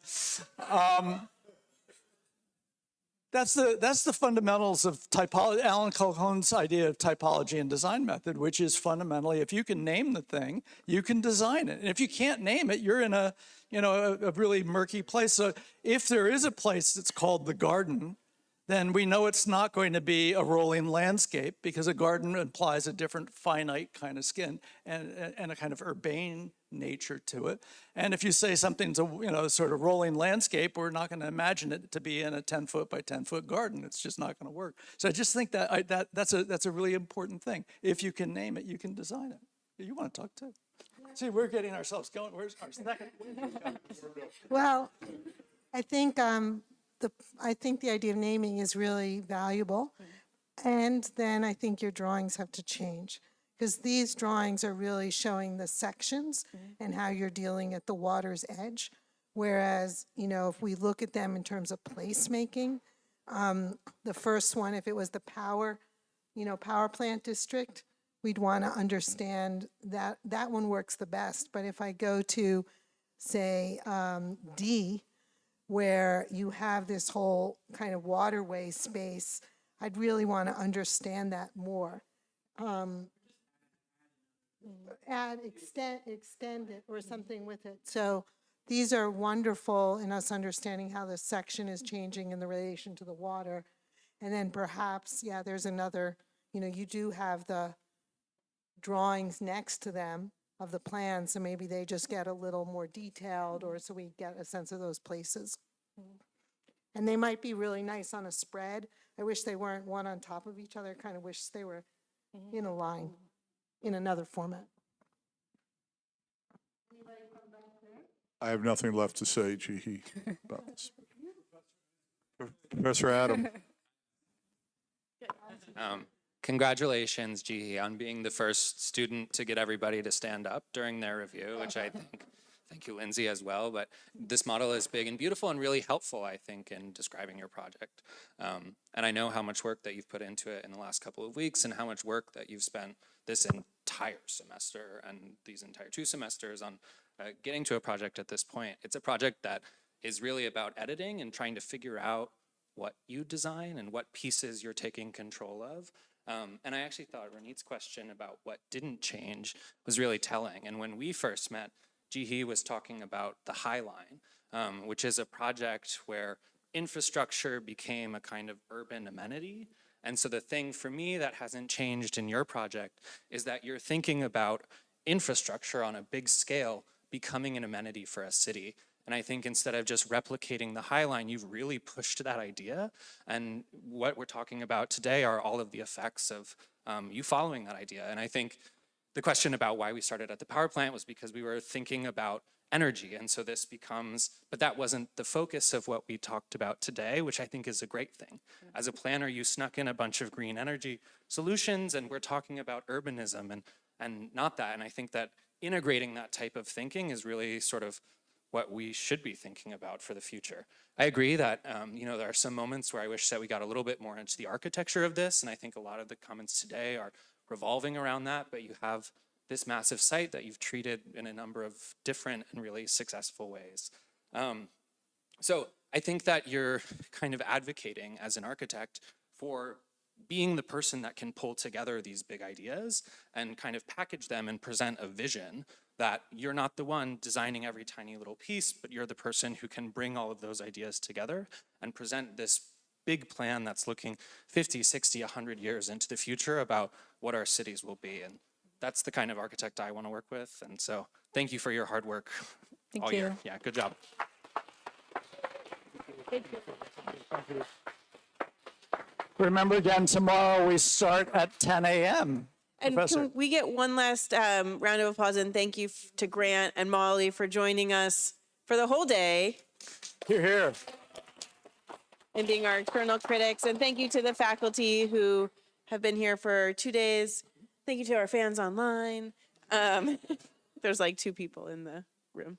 And congratulations to all the students that went today. We'll see you at 10 a.m. tomorrow.